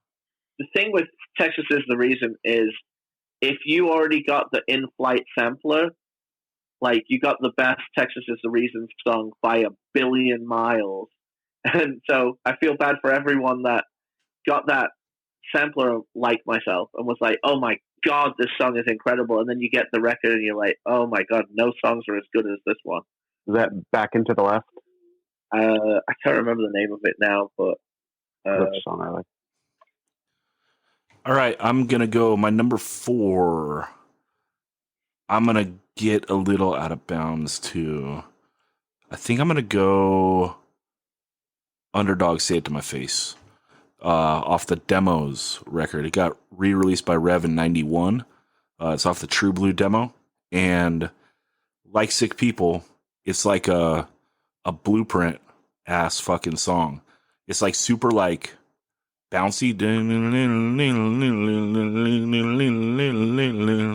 like super funky, which is like it's a new rhythmic thing that like hadn't really been in hardcore yet, and then it like lets loose like fast, and it reminds me so much of like Suicidal, the way it goes from like one slower rhythm to just like blazing fast, you know. And so like to hit those two things together in a song and like catchy ass thing like Say It to My Face, sick like blueprint hardcore shit, I don't know, it's epic. And I think that this is like you trace back the influences of like the bigger bouncier bands like maybe like a Crown of Thorns is like very influenced by this, maybe even like dare I say like a Trapped Under Ice, like you could like trace all the way back to like this that style. Every band on Locking Out. Yeah, Mental. I was just going to say, yep. Dude, I Yes. saw them cover this song at Bridge 9 Death Wish Fest. It was awesome. It was insane. Yeah. Every band on Locking Out is this song and Clobbering Time. Okay. I never really followed that like genre. It gave off like super cool vibes, and I'm not a cool chill I would- bro. Totally. I agree. I would say that Take Out is Clobbering Time. If you're saying every band on Locking Out is this song and Intro Bust. Yeah, Which you, I think that's appropriate. intro Bust by Warzone. Warzone. Okay. Cool. Maybe I should give that shit all a shot.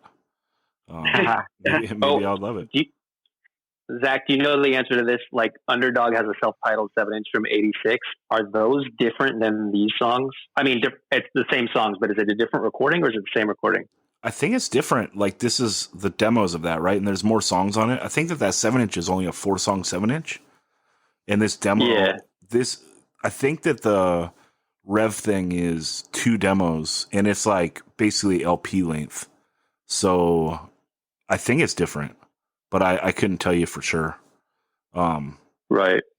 But yeah, this is available on Spotify, so everyone's gonna be able to check it out if you haven't heard it yet. And he says a naughty word in this song, right? Does he? Doesn't he say "you're a" and then a slur for gay people? Oh, Am I making that up? It's right. It's in there. He says, "You're a dickhead. You're a beep." oops. Right. Should I choose a different song? Way to go, Zach. I'm not out combing the lyric sheets. God damn it. Should I choose a different song then? I don't want to promote that. That's I don't care. Okay. Well, for the sake of classic That was hardcore. pretty woke. Yeah. Fuck. Well, that blows and takes some wind out of the sails of me loving this song though. But Aside from that word though, that is an awesome song. It's their best song by a mile, I think. hey, if Posy Chris gives me permission to have it on my list, I'm keeping it. So my number 4 pick, Underdog. It's a learning moment. Say it It's to a my learning face. moment. Yeah. Put a little TW before you put the post up. The trigger For word. real, it is actually a learning moment. Look where we came from and look what's not allowed. Like, Yeah, it's cool. It's nice when things move in the right direction, even if they move slowly, right? yeah. Yeah, and I didn't think about this until just now that Richie has a song in Into Another. I want to say the song Seamless. It's on the album Seamless. That's an anti-homophobia song. So didn't even think about that till right now. Nice.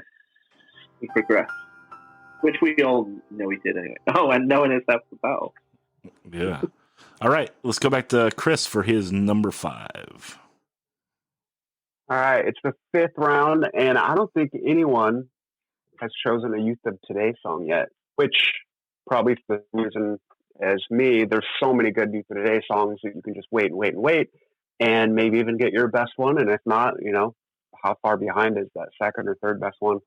But I really want this song, so I'm going to go off of Rev 59, We're Not In This Alone, reissue.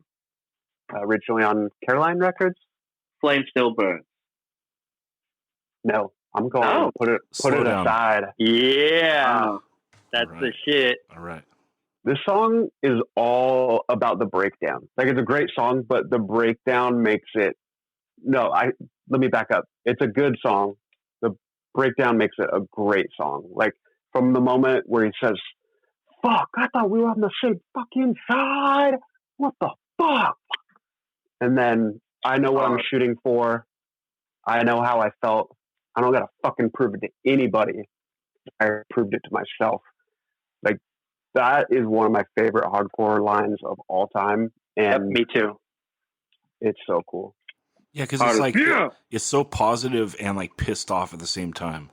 Like, how can he be so positive and so angry? It's like perfect. He walks that line so perfectly.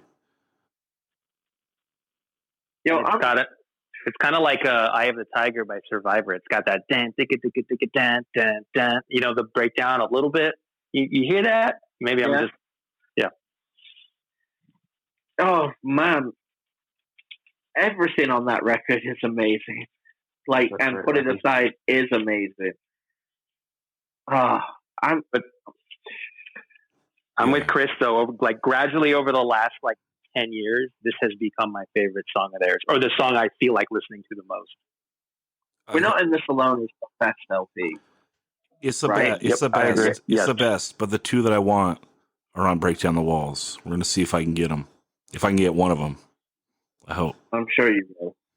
All right. Because I don't know. I don't think enough can be said about the way Ray sings on We're Not in This Alone.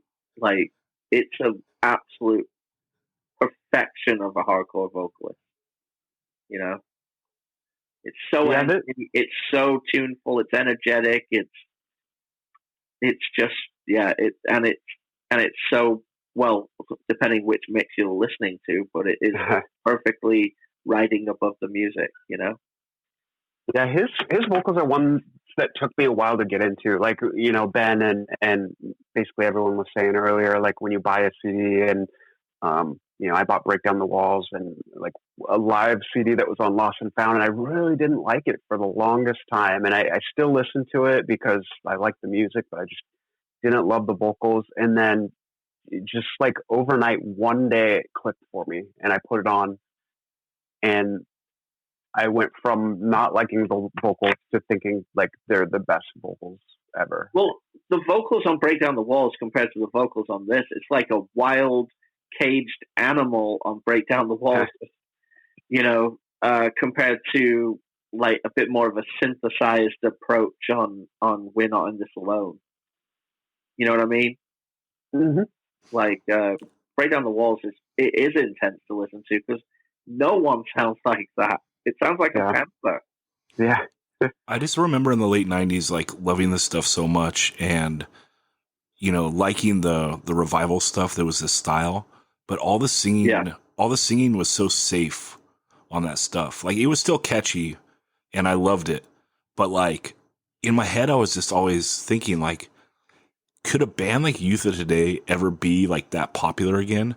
Cause they sound so fucking crazy, you know, like, Yeah, ferocious. yeah, it's just so gnarly and like out there. And it's like, yeah, people get turned off by the voice. And that's one of the reasons why, like, we've talked about it a million times on the pod, but like, I was not an early American Nightmare like fan, but like with the LP, the background music, I was just like, dude, I'm so glad this is that popular because his voice is so shredded and gnarly. It's like answering the question that I've had for like the last 5 years. Like, could something that sounds gnarly be like that popular again, like in this genre of music? You know, and it got answered. And now there's all sorts of like extreme stuff that's popular and it's rad. I would say Gulch would probably be like a modern day equivalent. Yeah. And fuck, talk about a band that deserves every like piece of accolades they're getting. Like, I mean, they're just something fucking special, you know? Super rad. But yeah, I mean, that late 90s stuff, I was just feeling like, man, this stuff is, you know, it's just a little safe, you know? That's all. Those vocalists were aping the Ray voice where he does the top. I thought we were on the same side, you know. They were aping that, not the wild animal, you know. Right. And also, like, sure. if you went full Ray, it would be like a little corny. Like, okay, single influence, dude, you know? Because even like Committed. we all love, well, yes, yeah, and Committed got shit for it, right? And like even like people would They were sick. Yeah, they were sick. I loved it, you know. But people would, and same with like Redemption 87 a little bit. Like people would think that, like it sounded too much like that. Well, 10-Yard Fight, I don't think at all. That was like that's kind of like the kind of a safer vocal that I'm referring to. He did a great job with like writing catchy stuff, but I don't think that his voice was like it would turn someone off. It wasn't as ferocious. He had a little bit of a snarl, like a hint of it. Yeah, you're right. More jewels than Ray. Right. Yeah, that's accurate. But for Redemption 87, for Eric Ozine, I asked him about that. I go, you're doing Ray Capo, right? And he goes, no, we're both doing Antidote. We're doing the Antidote 7-inch. And I hadn't heard the Antidote 7-inch at that point. and I was like, oh, I got to hear that shit. And then I was like, that's where that voice comes from. It's true. It's true. And Redemption used to cover Antidote too. Yeah, right. That's right. So one more thing, just on this record, like I don't think it can be undersold, like how important these reissues are, and particularly were for that time. Like, you know, this is pre-internet. This is pre, you know, the only way you could, pre everything. The only way you could get this record is if you had a lot of money and happened to be at the right place. Like, you know, I remember the first time that I heard it was, you know, like Break Down the Walls was accessible because it was on Rev, but before these were reissued, like, you know, you were lucky if you even heard it. You know, I had a friend that had like a dub of a dub of a dub of a dub that sounded horrible, but we would blast it in his car and it was so gnarly. I think that's a great thing to say. Like, I love when stuff is available. You know, that's why it's so cool. Like, you know, some of the labels, well, B9 is they've like reissued a ton of stuff. And also like Indecision doing all the discographies and so forth. Fucking love it. Mm-hmm. It's crazy. It's crazy too, because like there's bands that are, you know, a little bit more a step removed from the mainstream of hardcore. Like Youth of Today is one of the biggest straight edge bands this scene has ever seen, and for, you know, a good 15 years, like, you know, you couldn't find their record anywhere. This one, you know, yeah, that's kind of crazy. And it was on a borderline major label too. Mm-hmm. You know, but yeah, the first time I ever heard this LP was a dub of a dub of a dub. You know, tape as well, and Break Down the Walls was very, you know, around. So to hear this coming after hearing that, I was just like, wow, I like this so much better. I heard that the original plan in '97 was to reissue everything on one, you know, CD, or I guess it would be a double album, but like everything that they ever recorded fits comfortably on a CD. Yeah. Yeah. So I think maybe they thought, well, if we reissue them all separately, then people will buy all of them. Yep, we will. Yep, it worked. Perfect. And we did. And I'm glad and we bought the reissue of the reissue of the reissue. I was gonna say. Yep, and I'm glad they're still in business, you know, because they put out Drain. So what's up?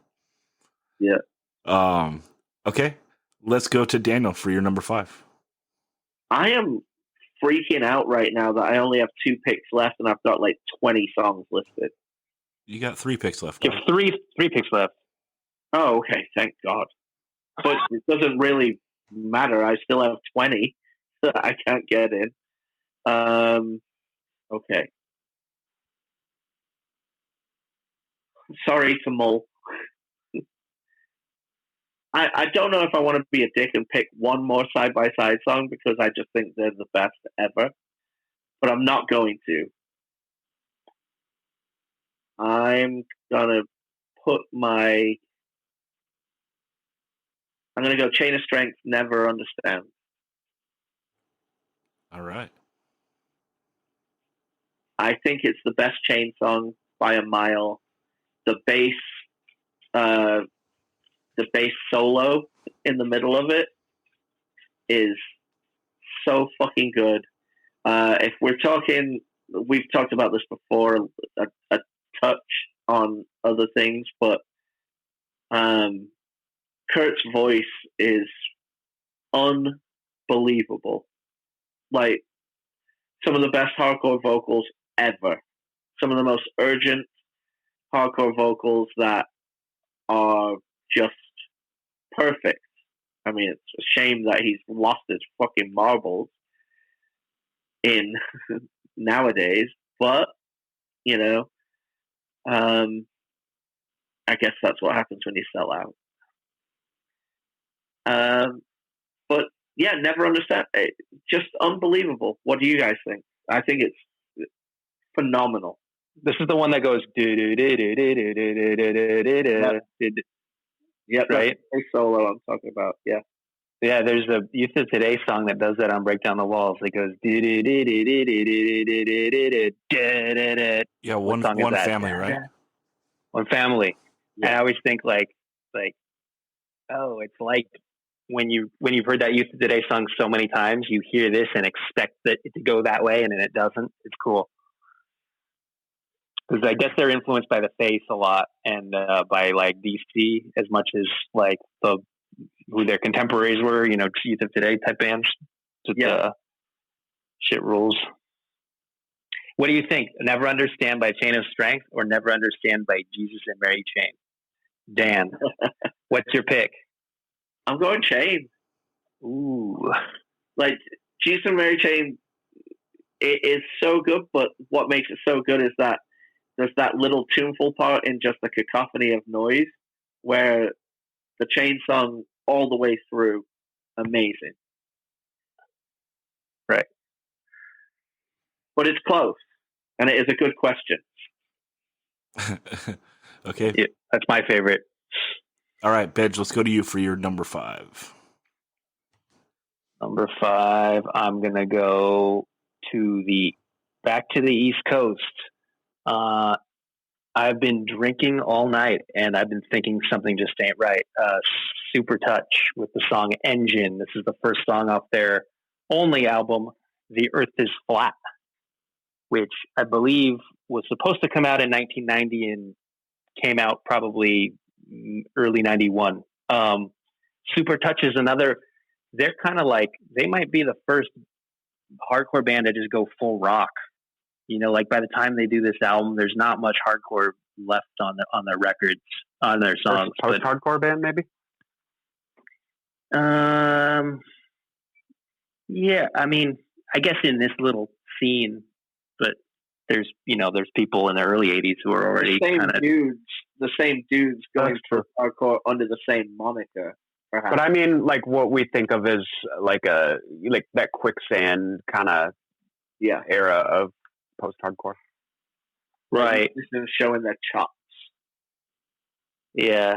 And it's a real good question. Like, okay, so these are hardcore dudes who decided we're going to go more rock, but what rock bands are they what influences are they pulling from? It's really hard to nail down. Like, that's why I like this whole like early to mid 90s era of Rev. It's like you have all these people who grew up in the hardcore scene doing rock, but the rock bands aren't like, it's not like I'm going to do a fake Jane's Addiction. I'm going to do a fake Alice in Chains. Like, these bands stand on their own, you know, they're not like really aping anyone else's sound. But I thought it was funny. I was reading in one of those books, maybe it was the All Ages book, or maybe it was the Tony Retman book, where so this is the very first song on the album, and the very first lyric is "I've been drinking all night." And one of those guys, like maybe Mark, the singer, was saying how bummed, like they did this on purpose because they knew all these straight edge kids would be bummed. And I was totally one of those kids. Like, I bought this, put this shit in the CD player, and I'm like, I've been drinking. What the fuck? They're on Rev. Aren't they a straight edge band? Like, so like, oh, other people had the same experience I had. But Super Touch is not only just a band; it's also like a noun. Like, people go, oh, or a verb, like saying, oh, they super touch. You know what I mean? Like, even Planet Mental is like a worship to the Super Touch LP, kind of. Hugely. Yeah. And that's why I like that album. I'm like, cool, sounds like Super Touch. I dig this. And like that band Justice I think they're from Belgium. They were like a Super Touch worship band. There's a band called Rule Them All from Long Island that's out now. That's very Super Touchy. Like, they really made, like, they're like a band you would compare other bands to, as opposed to. But I'm saying that they're the bands that would be referenced when people would say, like, a band like Depunked and Jump the Shark a bit. People would be like, oh, they fucking Super Touch. Like, that, was a thing said.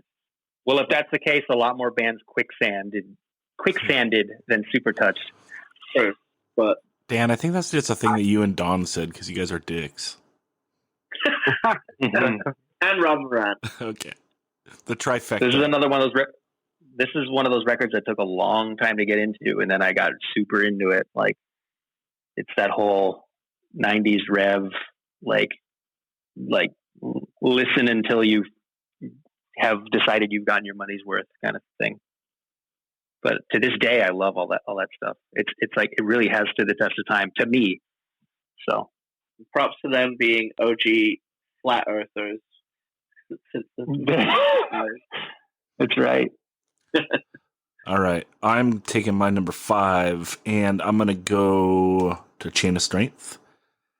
And I think Too Deep Until Now is the best Chain of Strength song. With the drumming and so forth. And then like that part on like the, I don't know, like the bridge, like where it's like the so tasteful. So sick. But that shit was on Foundation Records. So I got to go off the True Till Death 7-inch. And I love the three of you lots. I don't know how much I've told you recently, but I love you guys. So I'm going True Till Death. Because you guys get it for the lyrics. I get it for a song that's just 2 fucking notes. And I love that ignorant shit. And this song is so fucking ill. It sounds so meaty and beefy. Just like from the you know, and like they're going like open strumming. They're not palm muting. It just sounds so beefy, like those 2 fucking notes. And then like, you say shouldn't be taken to. Like Kurt's voice just sounds so fucking brutal. And then like the chorus, super catchy with like, you know, not really going with like a straight beat, like the da da da da da da da da da da da da da da da. So fucking sick. It's blueprint hardcore.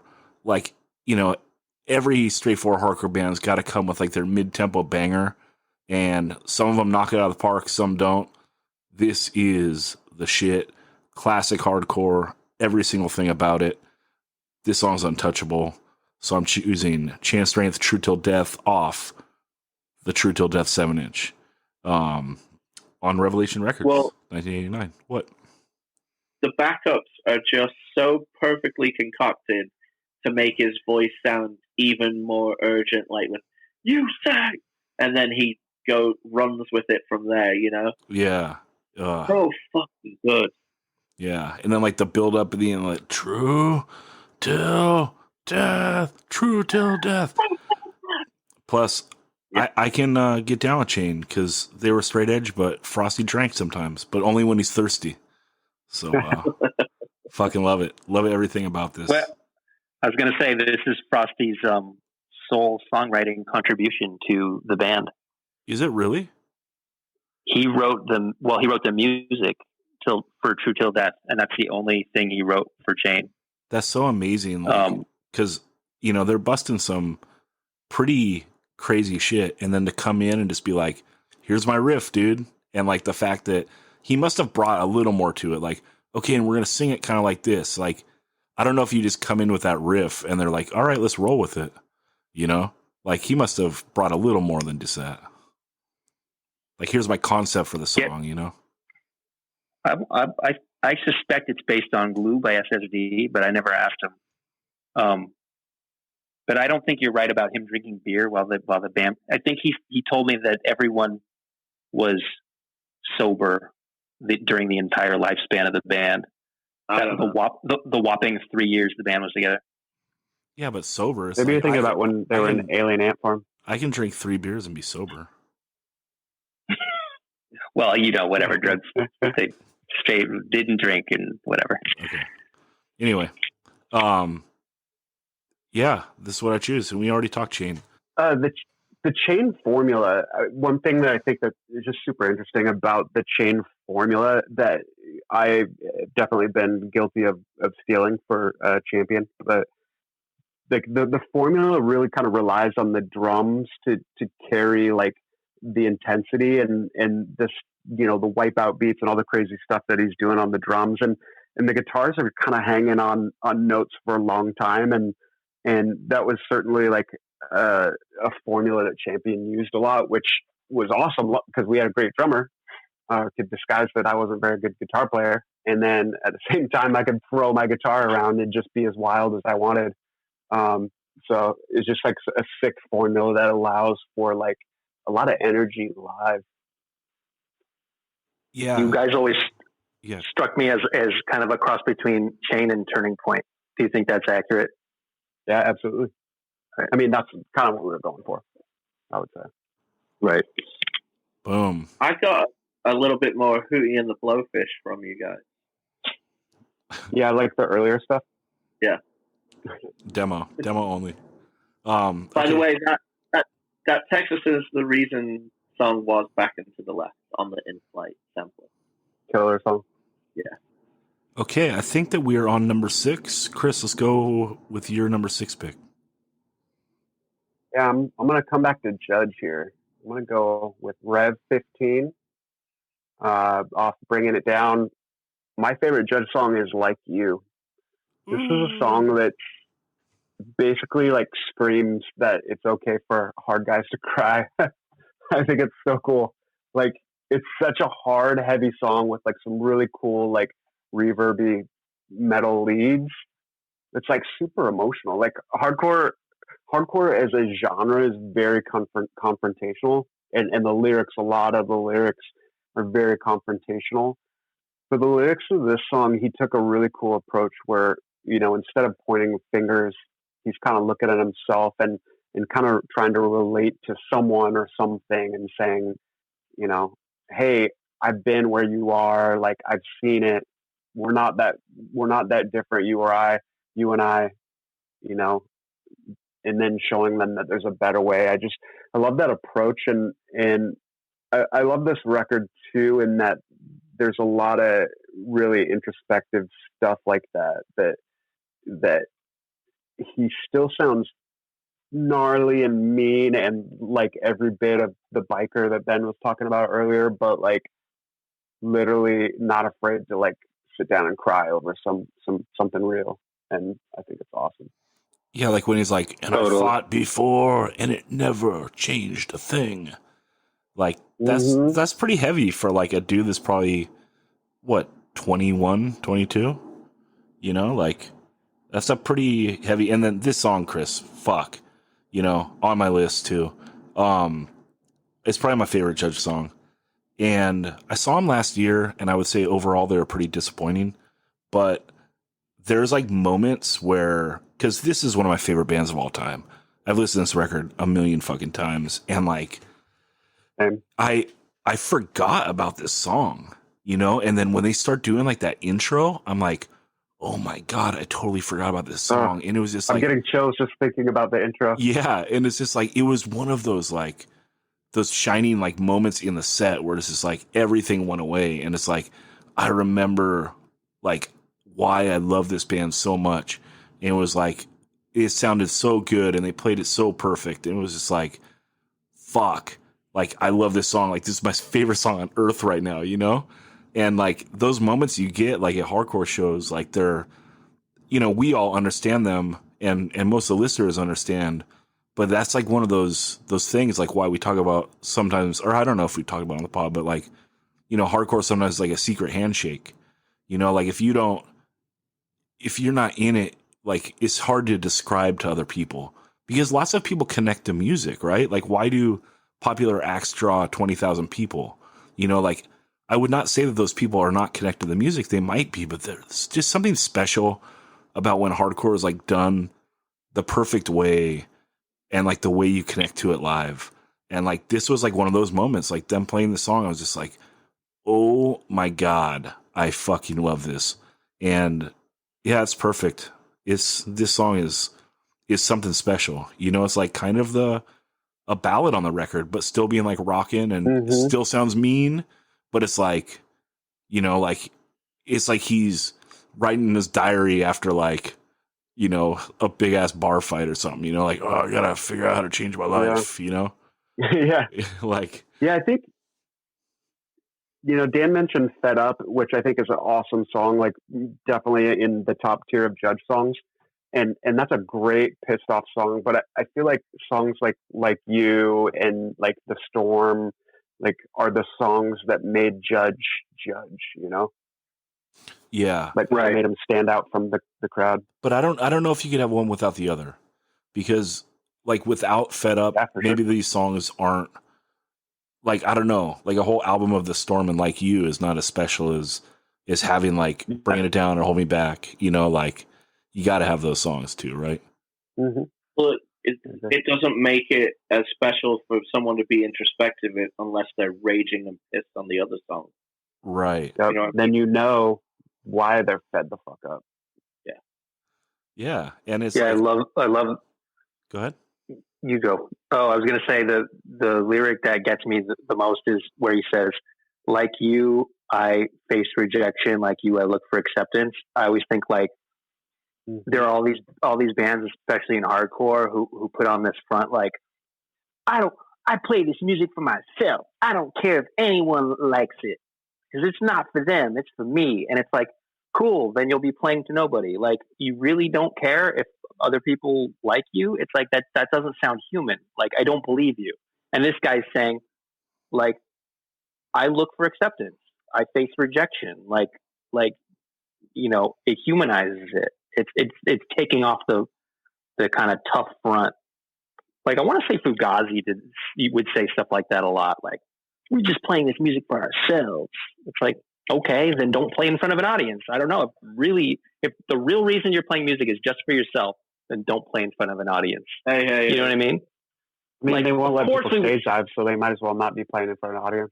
Yeah, but it's like you want people to like your band. We've talked about this on the podcast before, but it's like you do look for acceptance, even though it's like it's lame to bend yourself to fit in for acceptance, but you still want people to like you.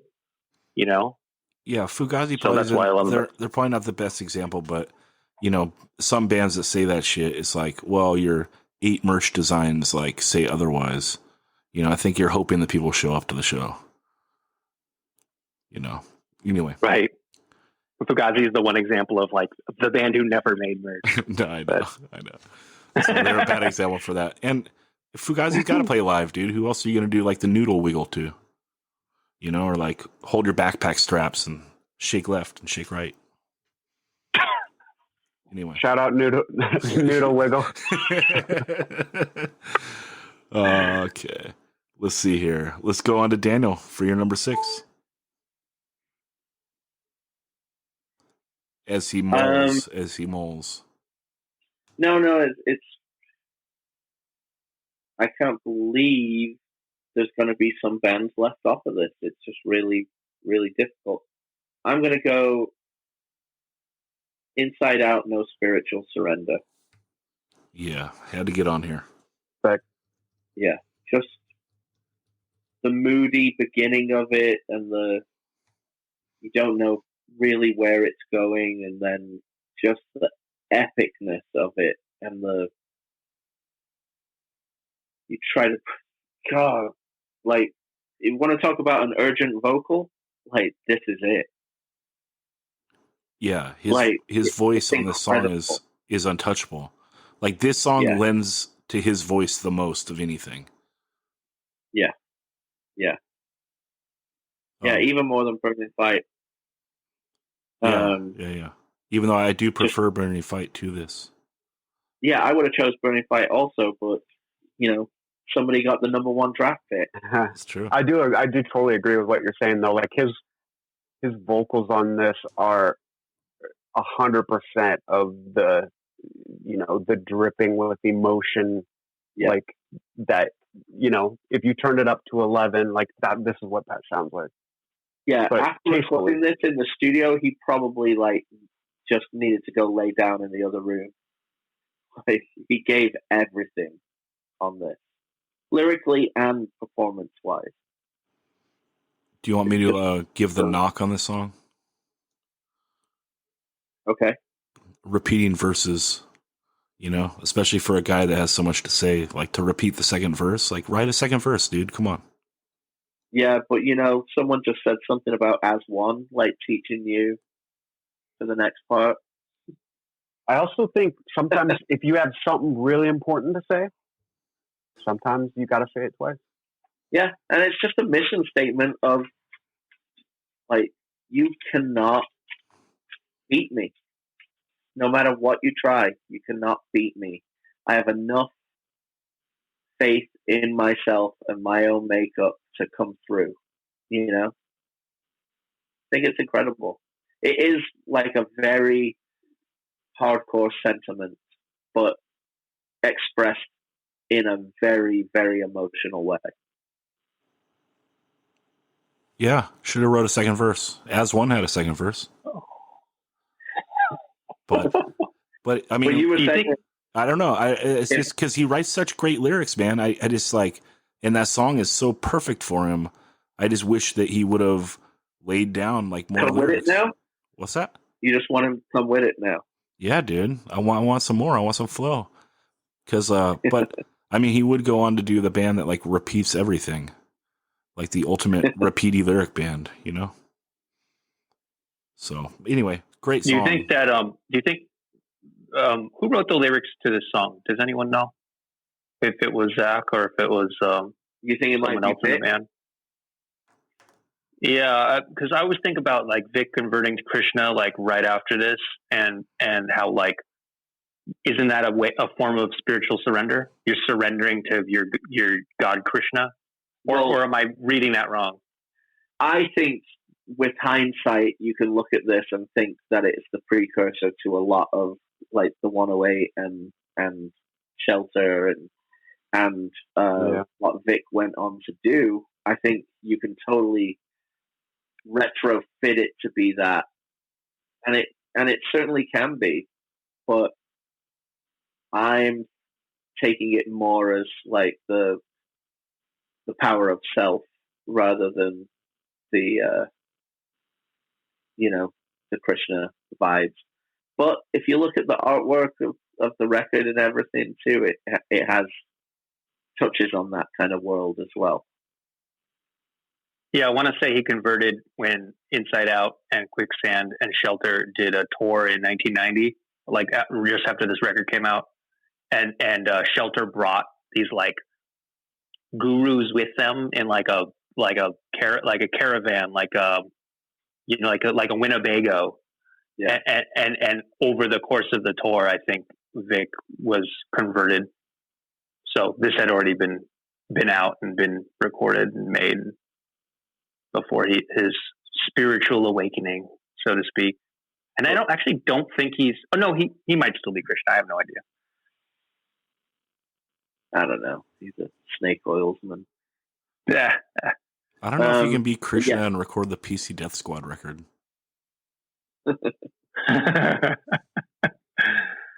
But that's when he was living in Fontana, right? He was living somewhere in, I thought, North County, San Diego. But yeah, maybe. Yeah. Okay. Yeah. Anything else on this before we move on to Bedge? Just if you haven't heard it, listen to it. Yeah, man. I mean, classic 7-inch. We've touched on it lots of times, right? Including, I think Daniel, it was you that brought up. I think it's brilliant, saying this is like California's answer to Burn.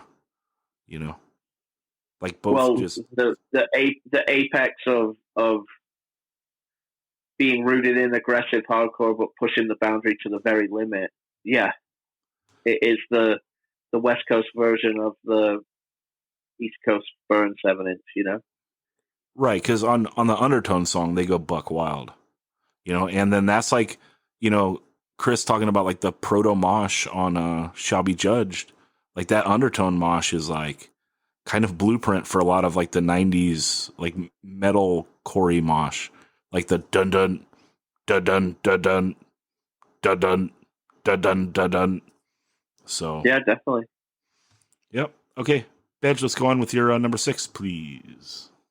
Yeah, and if without Inside Out, you don't have Undertow. I mean, Hidden is basically a rewrite of No Spiritual Surrender. But my 6th pick will be, and I'm breaking my rule and actually going to talk about a band that's already been mentioned here.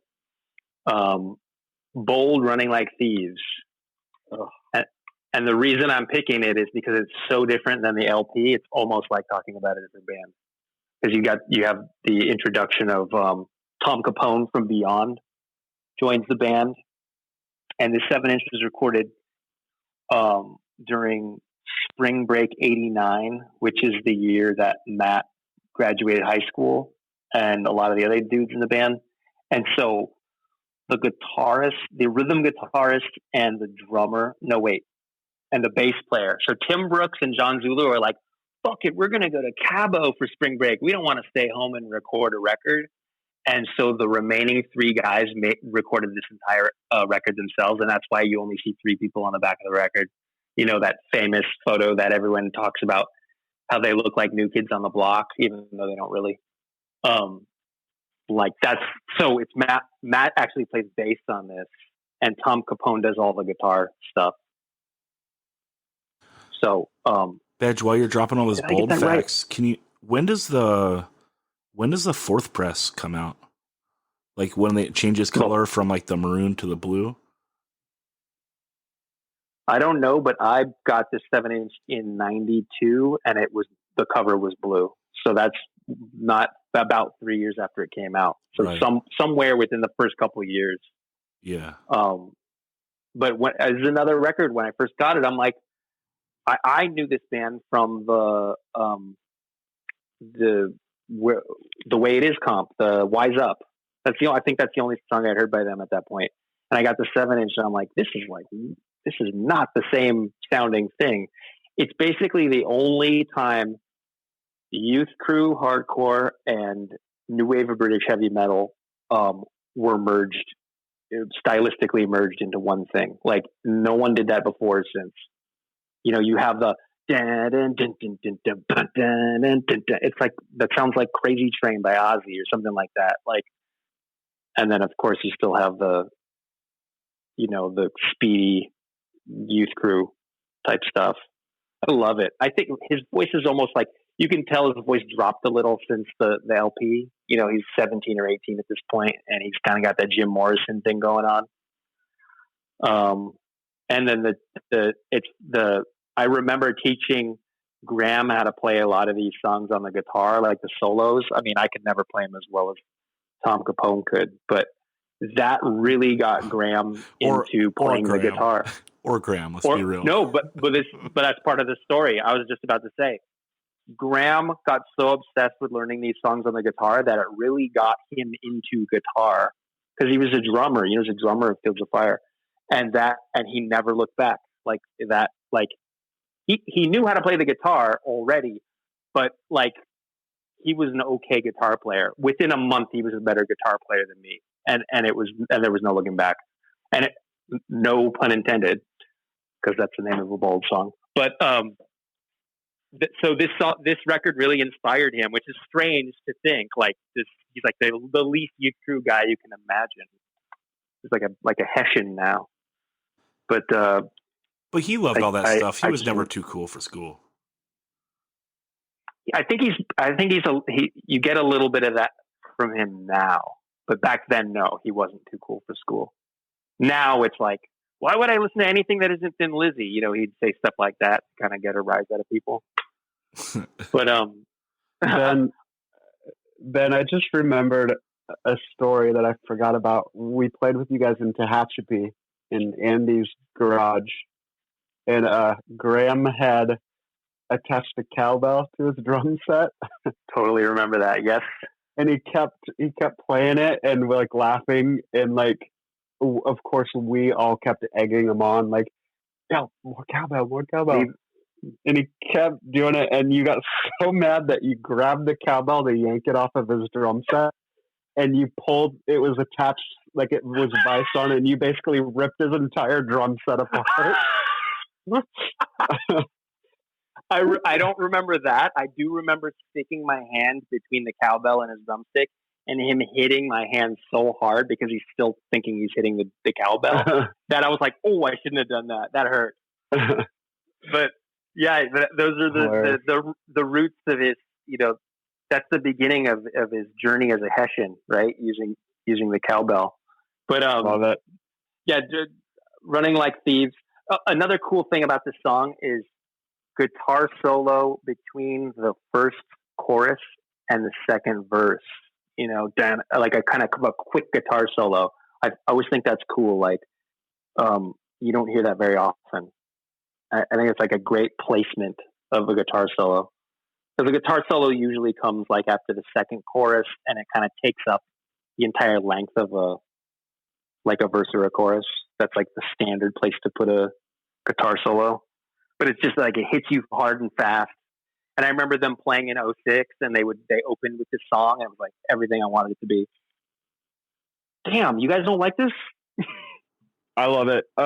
Again, not a huge Bold song. This is probably my second favorite Bold song after Talk Is Cheap. And I totally agree. It's almost like a completely different band, like, maybe even almost in like the super touch realm, but, I think it's a cool song.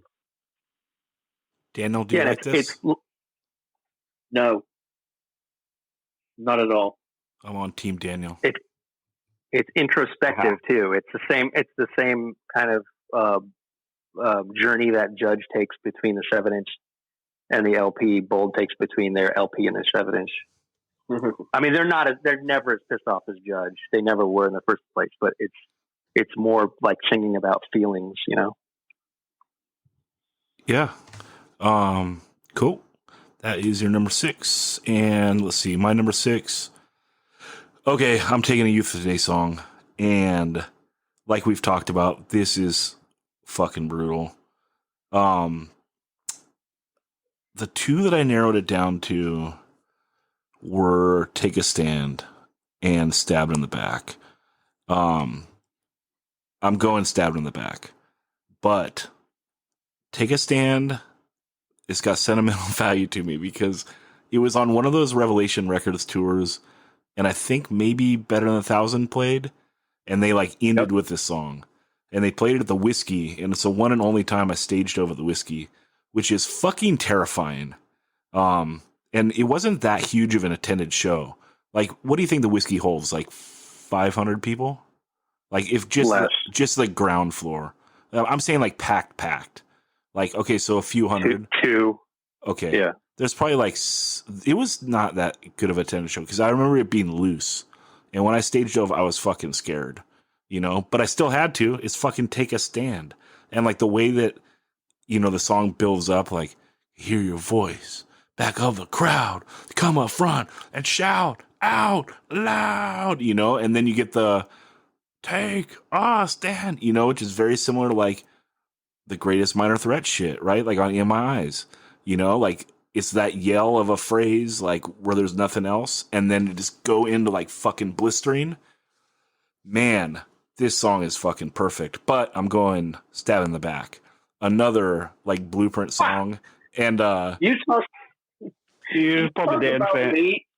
about me cheating. You basically break down a whole song and then you go, but I'm going with this one, and this is the second time you've done it. Yeah, but I'm not trying to take both. I'm not taking Stabbed in the Back / Take a Stand. I'm going Stabbed in the Back. And just the way it starts and like his fucking vocal attack on the song. We're brothers, you and me, loyal to the hardcore scene. Things are together, still true. What happened to you? You changed. Stab us right in the back. Dun, dun, dun, dun. And then like doo doo ding ding ding ding ding, like the bass shit, and then just it's so angry and so catchy, like musically and like lyrically. I remember all the shit that you said. You know, it's like, oh fuck. This sums everything great about Youth of the Day up, where it's like, take it or leave it. This is what it is. You know, fucking gnarly. You know, something that's been done to death in hardcore, stabbed in the back, but here it is. You know, like, here's your blueprint. We're all tracing back to this. And I absolutely love it. The other great thing though about Take a Stand, Daniel, is the gang vocal, you know, been passed right by a real nice guy. Like that had to have been hilarious to be in the studio. Like, all right, what's the next gang? Guy. Like, what? Okay. Like, it sounds great, but then when you think about it, you're like, did everyone just yell guy? What? But yeah, I'm going Stab in the Back by Youth of the Day. I'll break down the walls, motherfuckers. That's my 6th pick. Best bass break ever in hardcore. Yeah. Super sick. Well, it also has birthed a genre of hardcore song, the stabbed in the back song. Do you know what I mean? Yeah. Like it's a very common trope. But don't you think "Betray" by Minor Threat kind of is the genesis of this kind of specifically like straight edge cliche?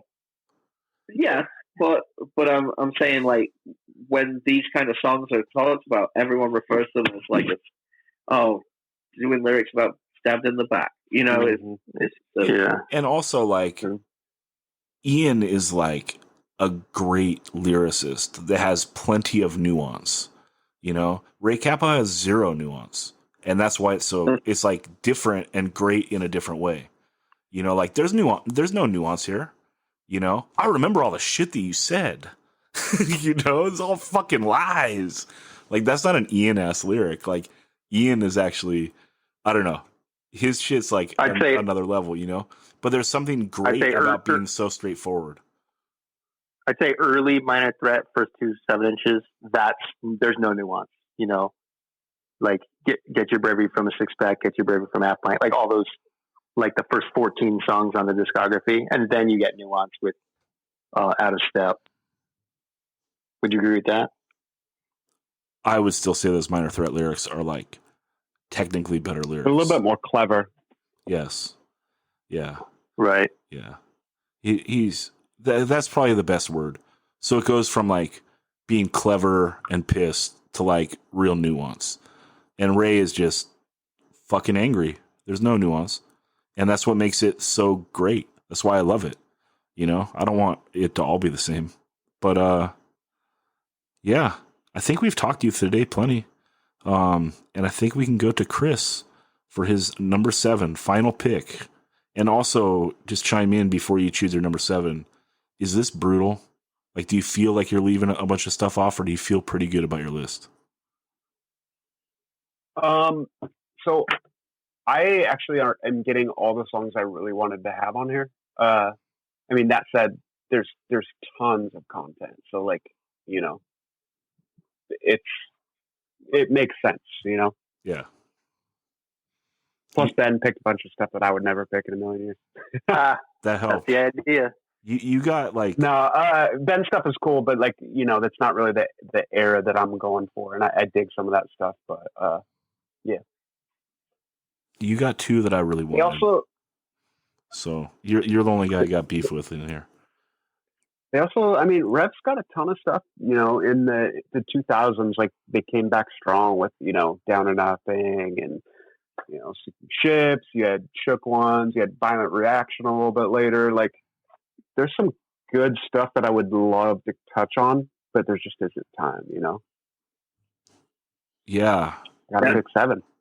I wish Ben went that direction. What, mid 2000s? I don't know. I don't know. Whatever. Okay, Chris, you're number 7. You're number 7. All right. So, in the best segue possible, like everything that I just said, I'm throwing it out the window because this pick is I saved a weird one for my last one, and that's Rev 138, which is a reissue of a record that came out on Crisis. But I'm gonna take Shai Hulud, This Wake I Myself Have Stirred. You know, we talk about Hatebreed being a band that just changed the game. Like, you know, nothing was really the same after that. Like, Shai Hulud did that too. Like, for better or for worse, like, if this isn't your favorite style of music, like, I totally understand. It's definitely not my favorite style of hardcore.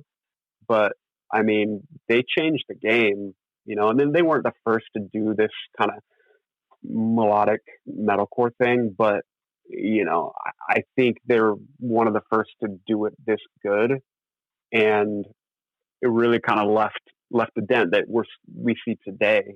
You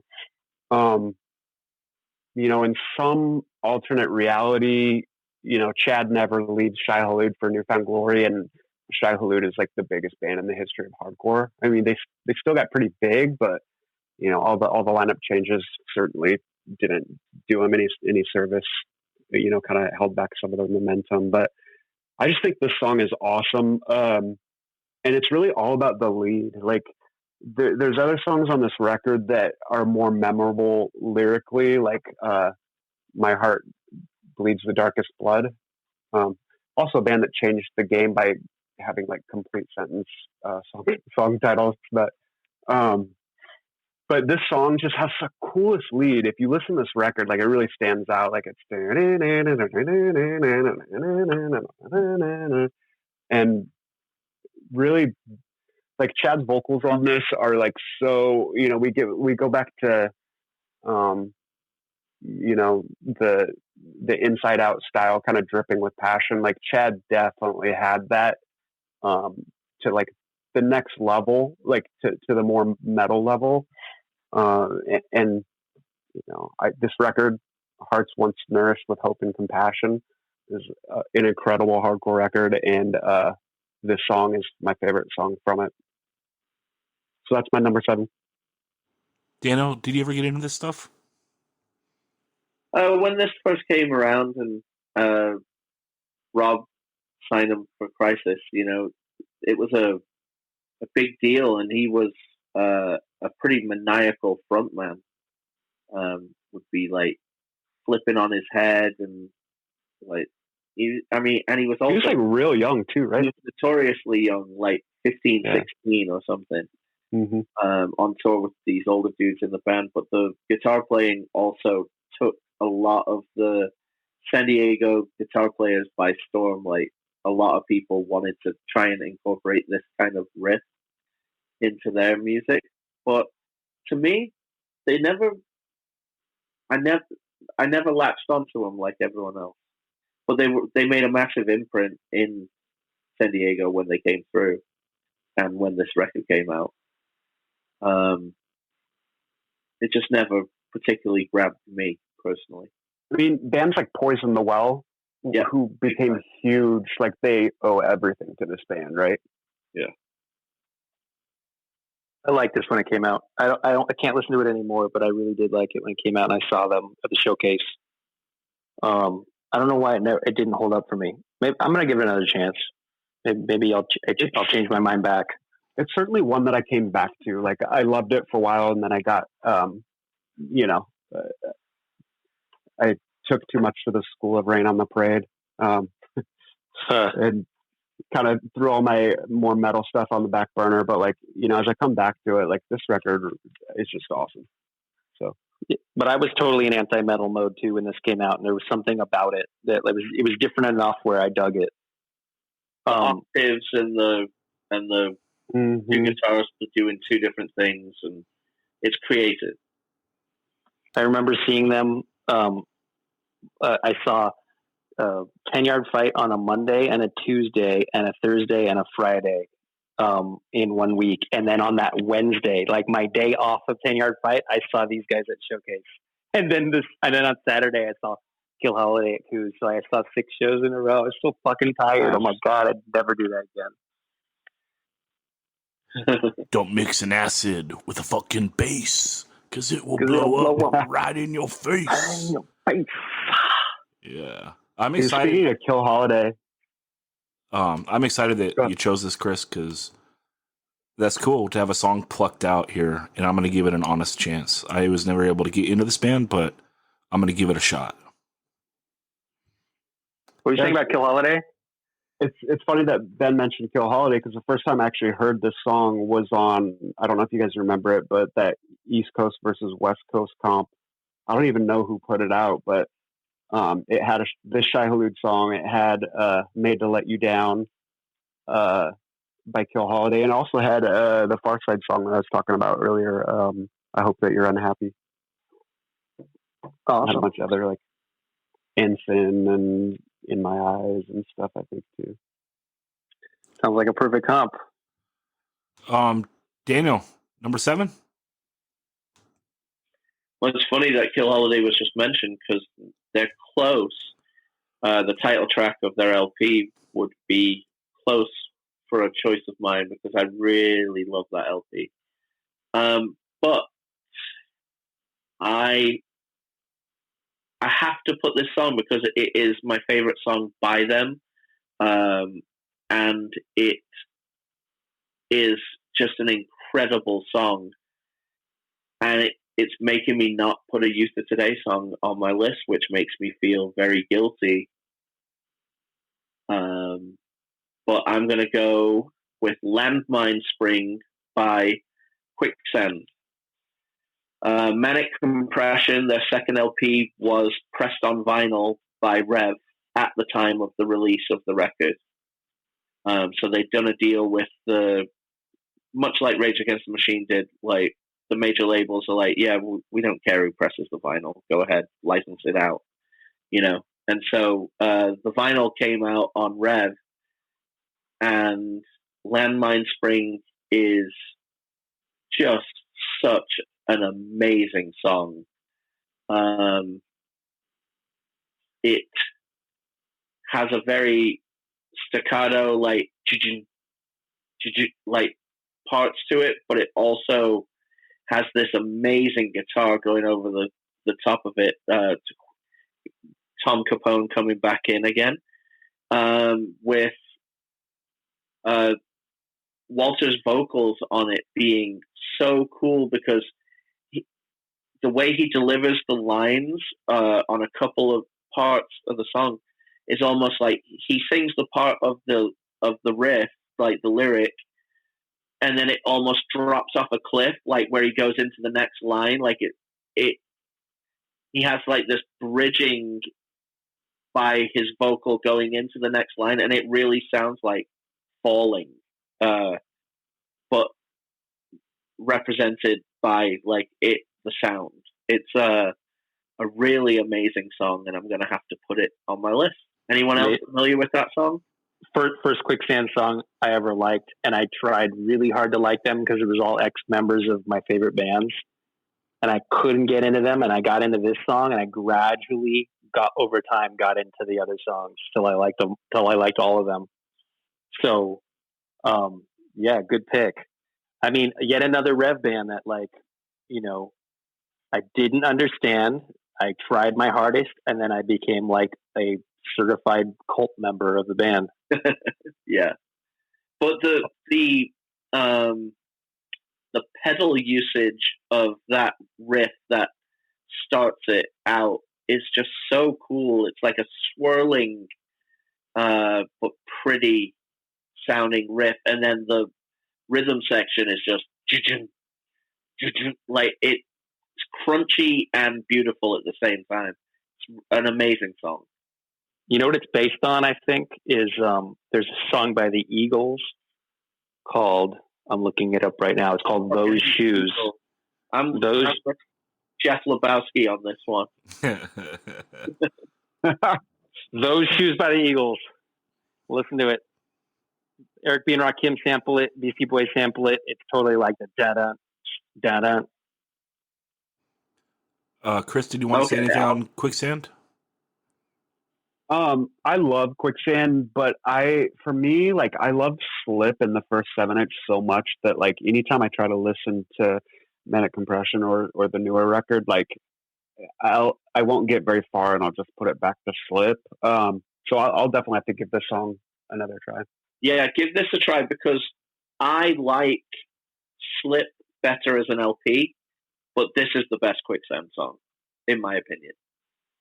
Actually had on my my alternates, Omission was one of my backups. Yeah, banger of a song too. All right, Bedge, you ready for number 7? I'm ready. Actually, I want to ask Dan about Landmine Spring. Who do you think that song is about? I really haven't really thought about that it's directed to anyone in particular. Yeah, because it's like, what do you want from my life? I ask myself, loading my questions like a shotgun. You can fuck every chance with one shot. You think that's the answer. It's kind of accusatory. I maybe it isn't about anyone specifically. Anyway. It's about, like, unraveling and exploding, you know? Zach, did you ever get into the Quicksand? I just want to say it's just about, like, society, man. No.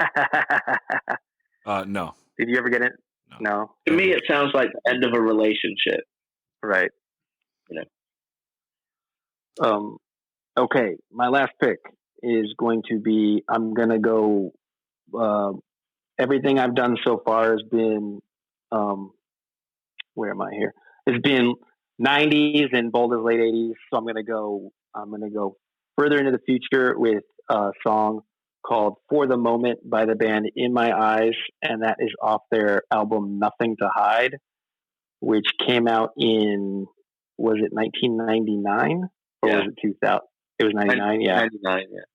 Yeah, and so this is a band I got to see like from the beginning to the end. Not that they lasted very long, maybe 3 years, but there was such a palpable excitement around Revelation Records putting out a youth crew band, because that's the foundation of the entire label, was all these like late 80s youth crew bands that I had broken up before I discovered them, just before I discovered them.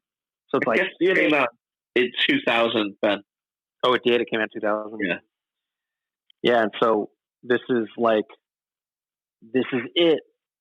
A band that sounds like that, that's on Revelation Records. And I think the band themselves were really stoked on that. I think they probably realized it's, a record label like any other by the time they were on it. Like, I'm not to diss Revelation, but I think they had this like idea of like, we've reached Valhalla, this is the ultimate goal and we've achieved it. And then it's like, the first album takes forever to come out, mainly because the Pusshead did the artwork and he dragged his feet.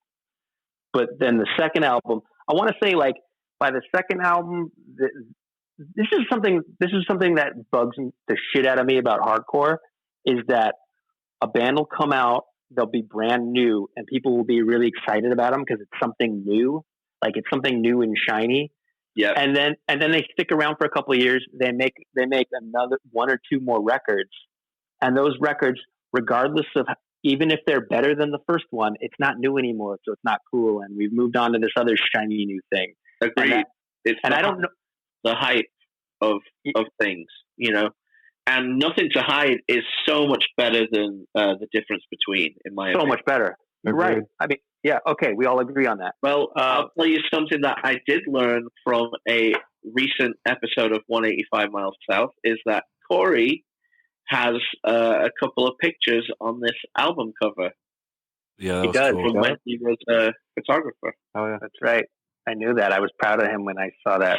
That was a big deal at the time. Like, you have a photo on the cover of an album on Rev. Like, Rev carried weight.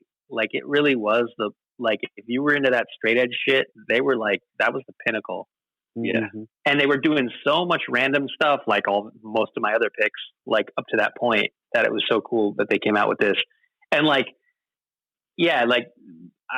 maybe some of the excitement about In My Eyes had faded by the time this record came out. And I think they only did one more tour after it came out. And I think they worked really hard on making this album better than the first one. Like, I've read something that Anthony Papalardo wrote about that, or that he said in an interview. And the riff, the the very first riff you hear on this song, there's been so many times where I picked up a guitar and I thought, I'm going to write a really simple hardcore song. And I played this riff and I thought, oh, I can't do that. That's already been done. Shit. Like, it's like, why did it take till the year 2000 for someone to come up with like this thing that someone should have come up with in 1982, that's just so perfect and simple and catchy. Well, they definitely go on a more melodic approach on some of the songs on this, which lends itself to their style really well and sets them apart from all the other 97 bringing it backers, Mm-hmm. They do, but on this record, they don't rely on the octave as much as they do the previous record, I think. Like, it's still melodic, but I feel like they make it melodic without relying on the octave to make it melodic. Oh, yeah, definitely. There's no, like you say, the reliance on, or what set them apart on the first one was, like, doing those octave taps. On this, it's more like the melody is actually the riff. Yeah, their intro, that demo intro is so fucking good. and it's Yeah. heavily reliant on the octave. I think that Yeah. I think the first LP didn't hit. Well, I mean, it's hard to say that it didn't hit, right? Because they played those giant showcase shows, and they'd play with It's like all the pretty biggest Indecision bands. You know, like it was pretty huge. But I feel like Mhm. maybe the LP wasn't as well received just because the demo was like the fucking hype. You know, they must have made so many of those things. Like my demo was actually like, The Yeah. demo 7-inch, that was the gap that bridged the gap between the actual demo and the LP coming out. was there a 7-inch or was that just the demo 7-inch? That's what I said. The demo 7-inch Oh, okay. bridged Okay. the gap between the, it gave you something to play a lot more often at home than the tape. Right, right. I think that my demo is actually like they didn't make pro demos. Like my shit's like dubbed on some shit. It's like a different yeah. tape, you know? MTV. I made dubs of this shit. I just wanted people to have it. Yeah, it was. I mean, it was good. Like it was super hype at the time, and then I think the LP came out, and it was like, oh, maybe the best songs are the demo songs. But I do agree the second LP is better. They took a more creative approach to it and really went in, and it's hard to write hardcore LPs. Yeah, I don't know. Second LP is better. I think people shit on the Pushead cover Yeah. so much. They were like, I feel like the band should not look like this. Well, I feel like I was always disappointed. Like if you get Pushead to draw something and it's not like a gnarly skull, that's almost like a waste. Agreed, but I love it. I love the album cover personally. Yeah. Now, if someone told me in 1999 or whatever that 20-something years into the future, the only one of these bands anyone is going to care about is Floor Punch, I'd be like, get the fuck out of here. But that's what happened. And why why is it that that's what happened? They were catchy. Anybody? They were catchy. They had short songs, and like they had kind of like a YOLO style. Like they had the formula to have fun at a show. Well, and also people love negative outlook has aged better than positive outlook. With, going through 10 plus, 20 plus years of beatdown core now being like the regular style, the negative, like harder edged songs have aged better in most people's palates, I feel. But Gorilla Biscuits can still pack it in, and they're super positive. Yeah, I think a couple things. I'm saying I think from those bands. I think Floor Punch's aesthetic and their branding and their logo and their guy lends itself a lot better to being remembered than In My Eyes' stuff. And a lot of the bands of that time, like they really embraced that kind of like, the hooded edgeman, the moshing edgeman look. Yeah, but also hardcore is full of followers too. So these bands tell you that Floor Punch is the band that matters. Then Floor Punch is the band that matters to the next generation and on. You know what I mean? But they were the best.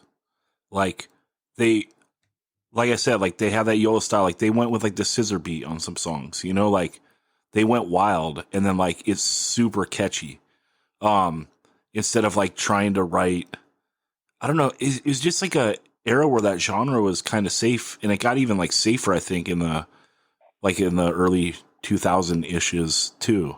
But they just like they had like kind of a wild style, Daniel, and I think that like kind of holds up. Mm-hmm. Oh, definitely, and they're catchy as fuck too. It won't happen to us. No fucking way. Yeah. Now I do think that the Tenor Fight 7-inch is like right there.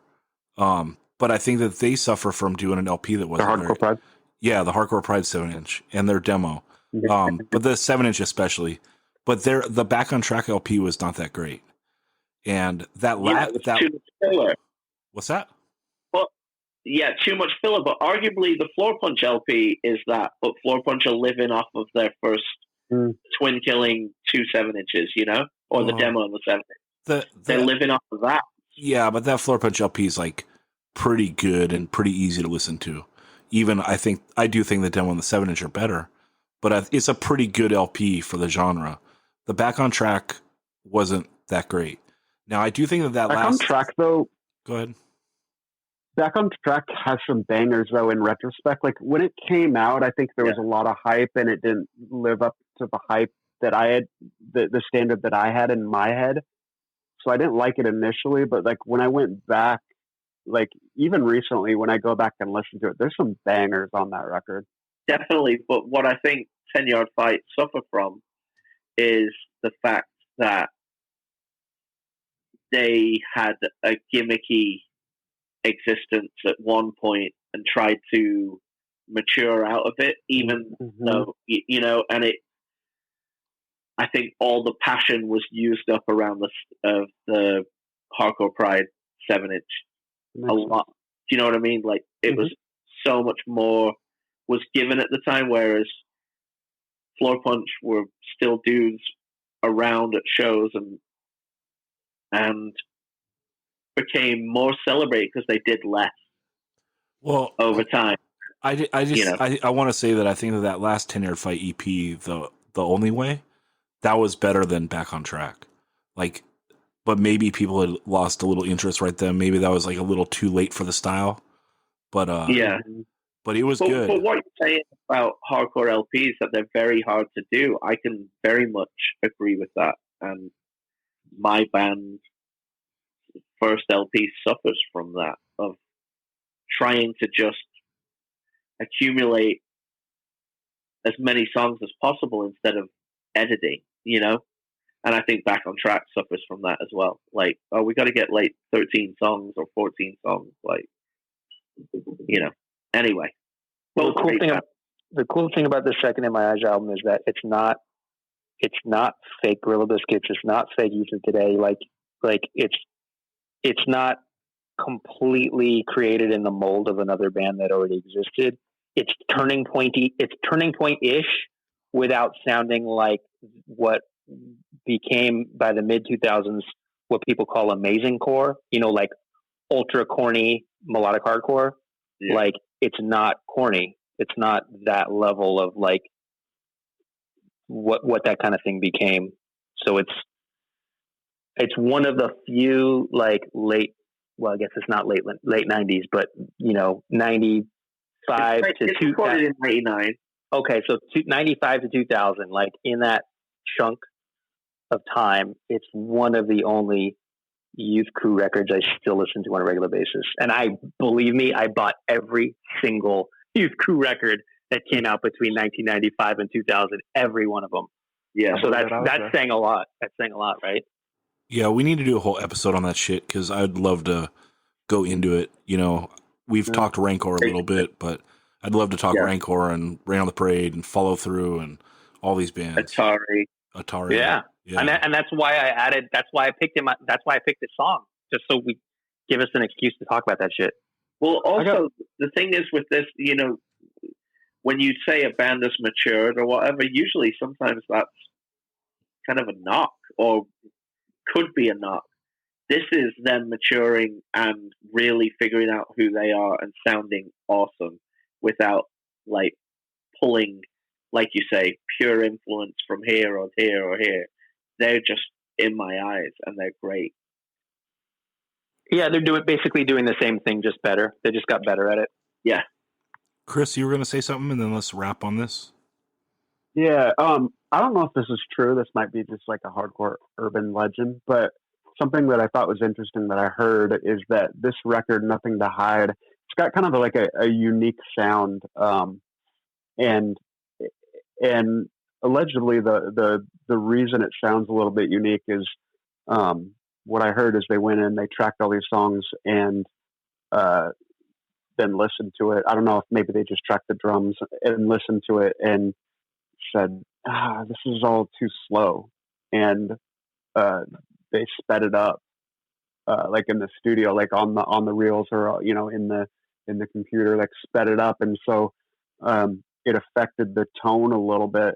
But interestingly, like it was such a well written record. Had a unique sound that like people would go to McTernan and say, hey, we want our band to sound like this, and just kind of interesting that the sound was allegedly a byproduct of a studio trick. Wow, I didn't know. I'd never heard that. I mean, I can ask Anthony. I talk to him a lot. I could just be like, "Is that true?" You need to tell me. Yeah, I have no idea. It may be totally BS, but something I had heard. All right, my number 7, and let's keep it short because we're almost at 3 hours. Shout out to all the diehards that are still with us. Respect. Yeah, well, Randy. Well, Zach, before you get to this, just know that you better power up that battery because Ben still has to do his almost made it. Yeah. Yep. Ben's got a shout out to every bass player of every Rev band that he likes. All right, number 7, Zach. We already talked about Craig Ahead. All right, I got to decide between a Judge song and a side-by-side song, and good God. So I'd either go side-by-side, The Time Is Now, or Judge New York Crew. Technically, that was on Schism. Got re-released on Rev. So I'm going to go... Oh, but New York Crew is like one of the greatest hardcore songs of all time. It's got it all. It's like the ultimate mid-tempo banger, and then it's got like that bridge in it, like the da-da-da, da-da-da, and then goes fast, and then comes back to a breakdown with like the ultimate sing-along. And it's like, I love when singers like get nostalgic in like songs when they're still super young, like how old is he? And he's like, in remembrance of old New York. It's like, dude, you're like 17 probably, 21. 21. He's like 21, 22. Okay. Still, that's so fucking sick. I love that because... Yeah, but he's talking about when he's 14. Let me finish. It's like, so it's just like when you're that nostalgic when you're that young, because everything when you're young feels so important. And like, you're thinking about the big picture of all this stuff. Like, I don't know. I love the nostalgia when you're in the moment, and we talked about that a little bit, like on the Instead stuff, like about that song. Like, I don't know. I just love nostalgia in songs. But it wasn't on Rev until later. So I'm going to go side by side. The Time Is Now. He did it again. Hey, I just wanted to talk about some stuff, but I chose. The Time Is Now is probably my favorite side by side song, although Backfire is pretty fucking perfect. But Jules' voice on this is so good. And then just like to go into that long, like, you almost don't want to call it a breakdown because like you want to sing along more than you want to mosh. And it's just like those big, like the time is now.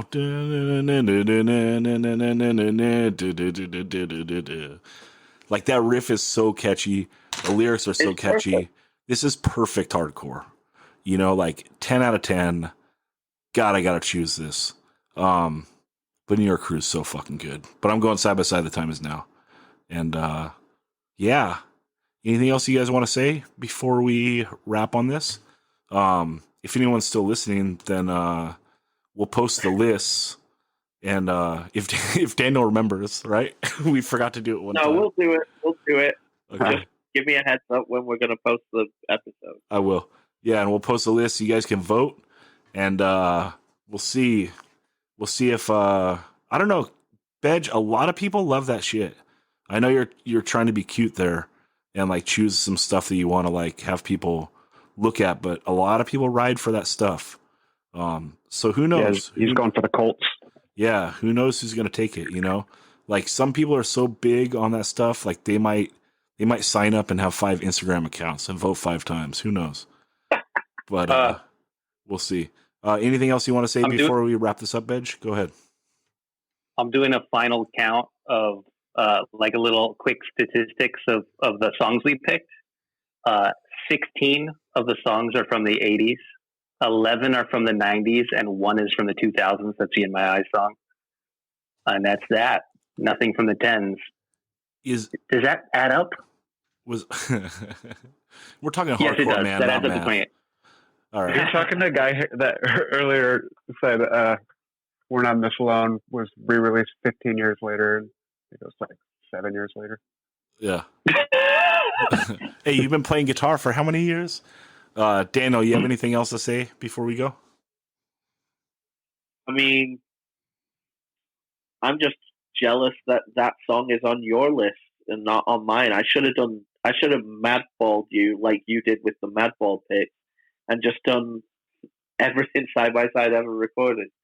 The one thing I will say, the thing that really hurts that's not on my list because I went backfire, but Living a Lie is the second best non-Minor Threat straight edge song of all time. You ain't, just, oh God. And then for one word alone, Alex! Like, Hell yeah. fuck. R.I.P. Alex Brown. The first band I was ever in high school, our guitarist was named Lewis, and there was a guitar break, and I went Lewis, like just because of that song. Respect. Yeah. So I'm not going to list a million songs that could have been on my list. I'm just going to say "Living a Lie" should have been on my list as well.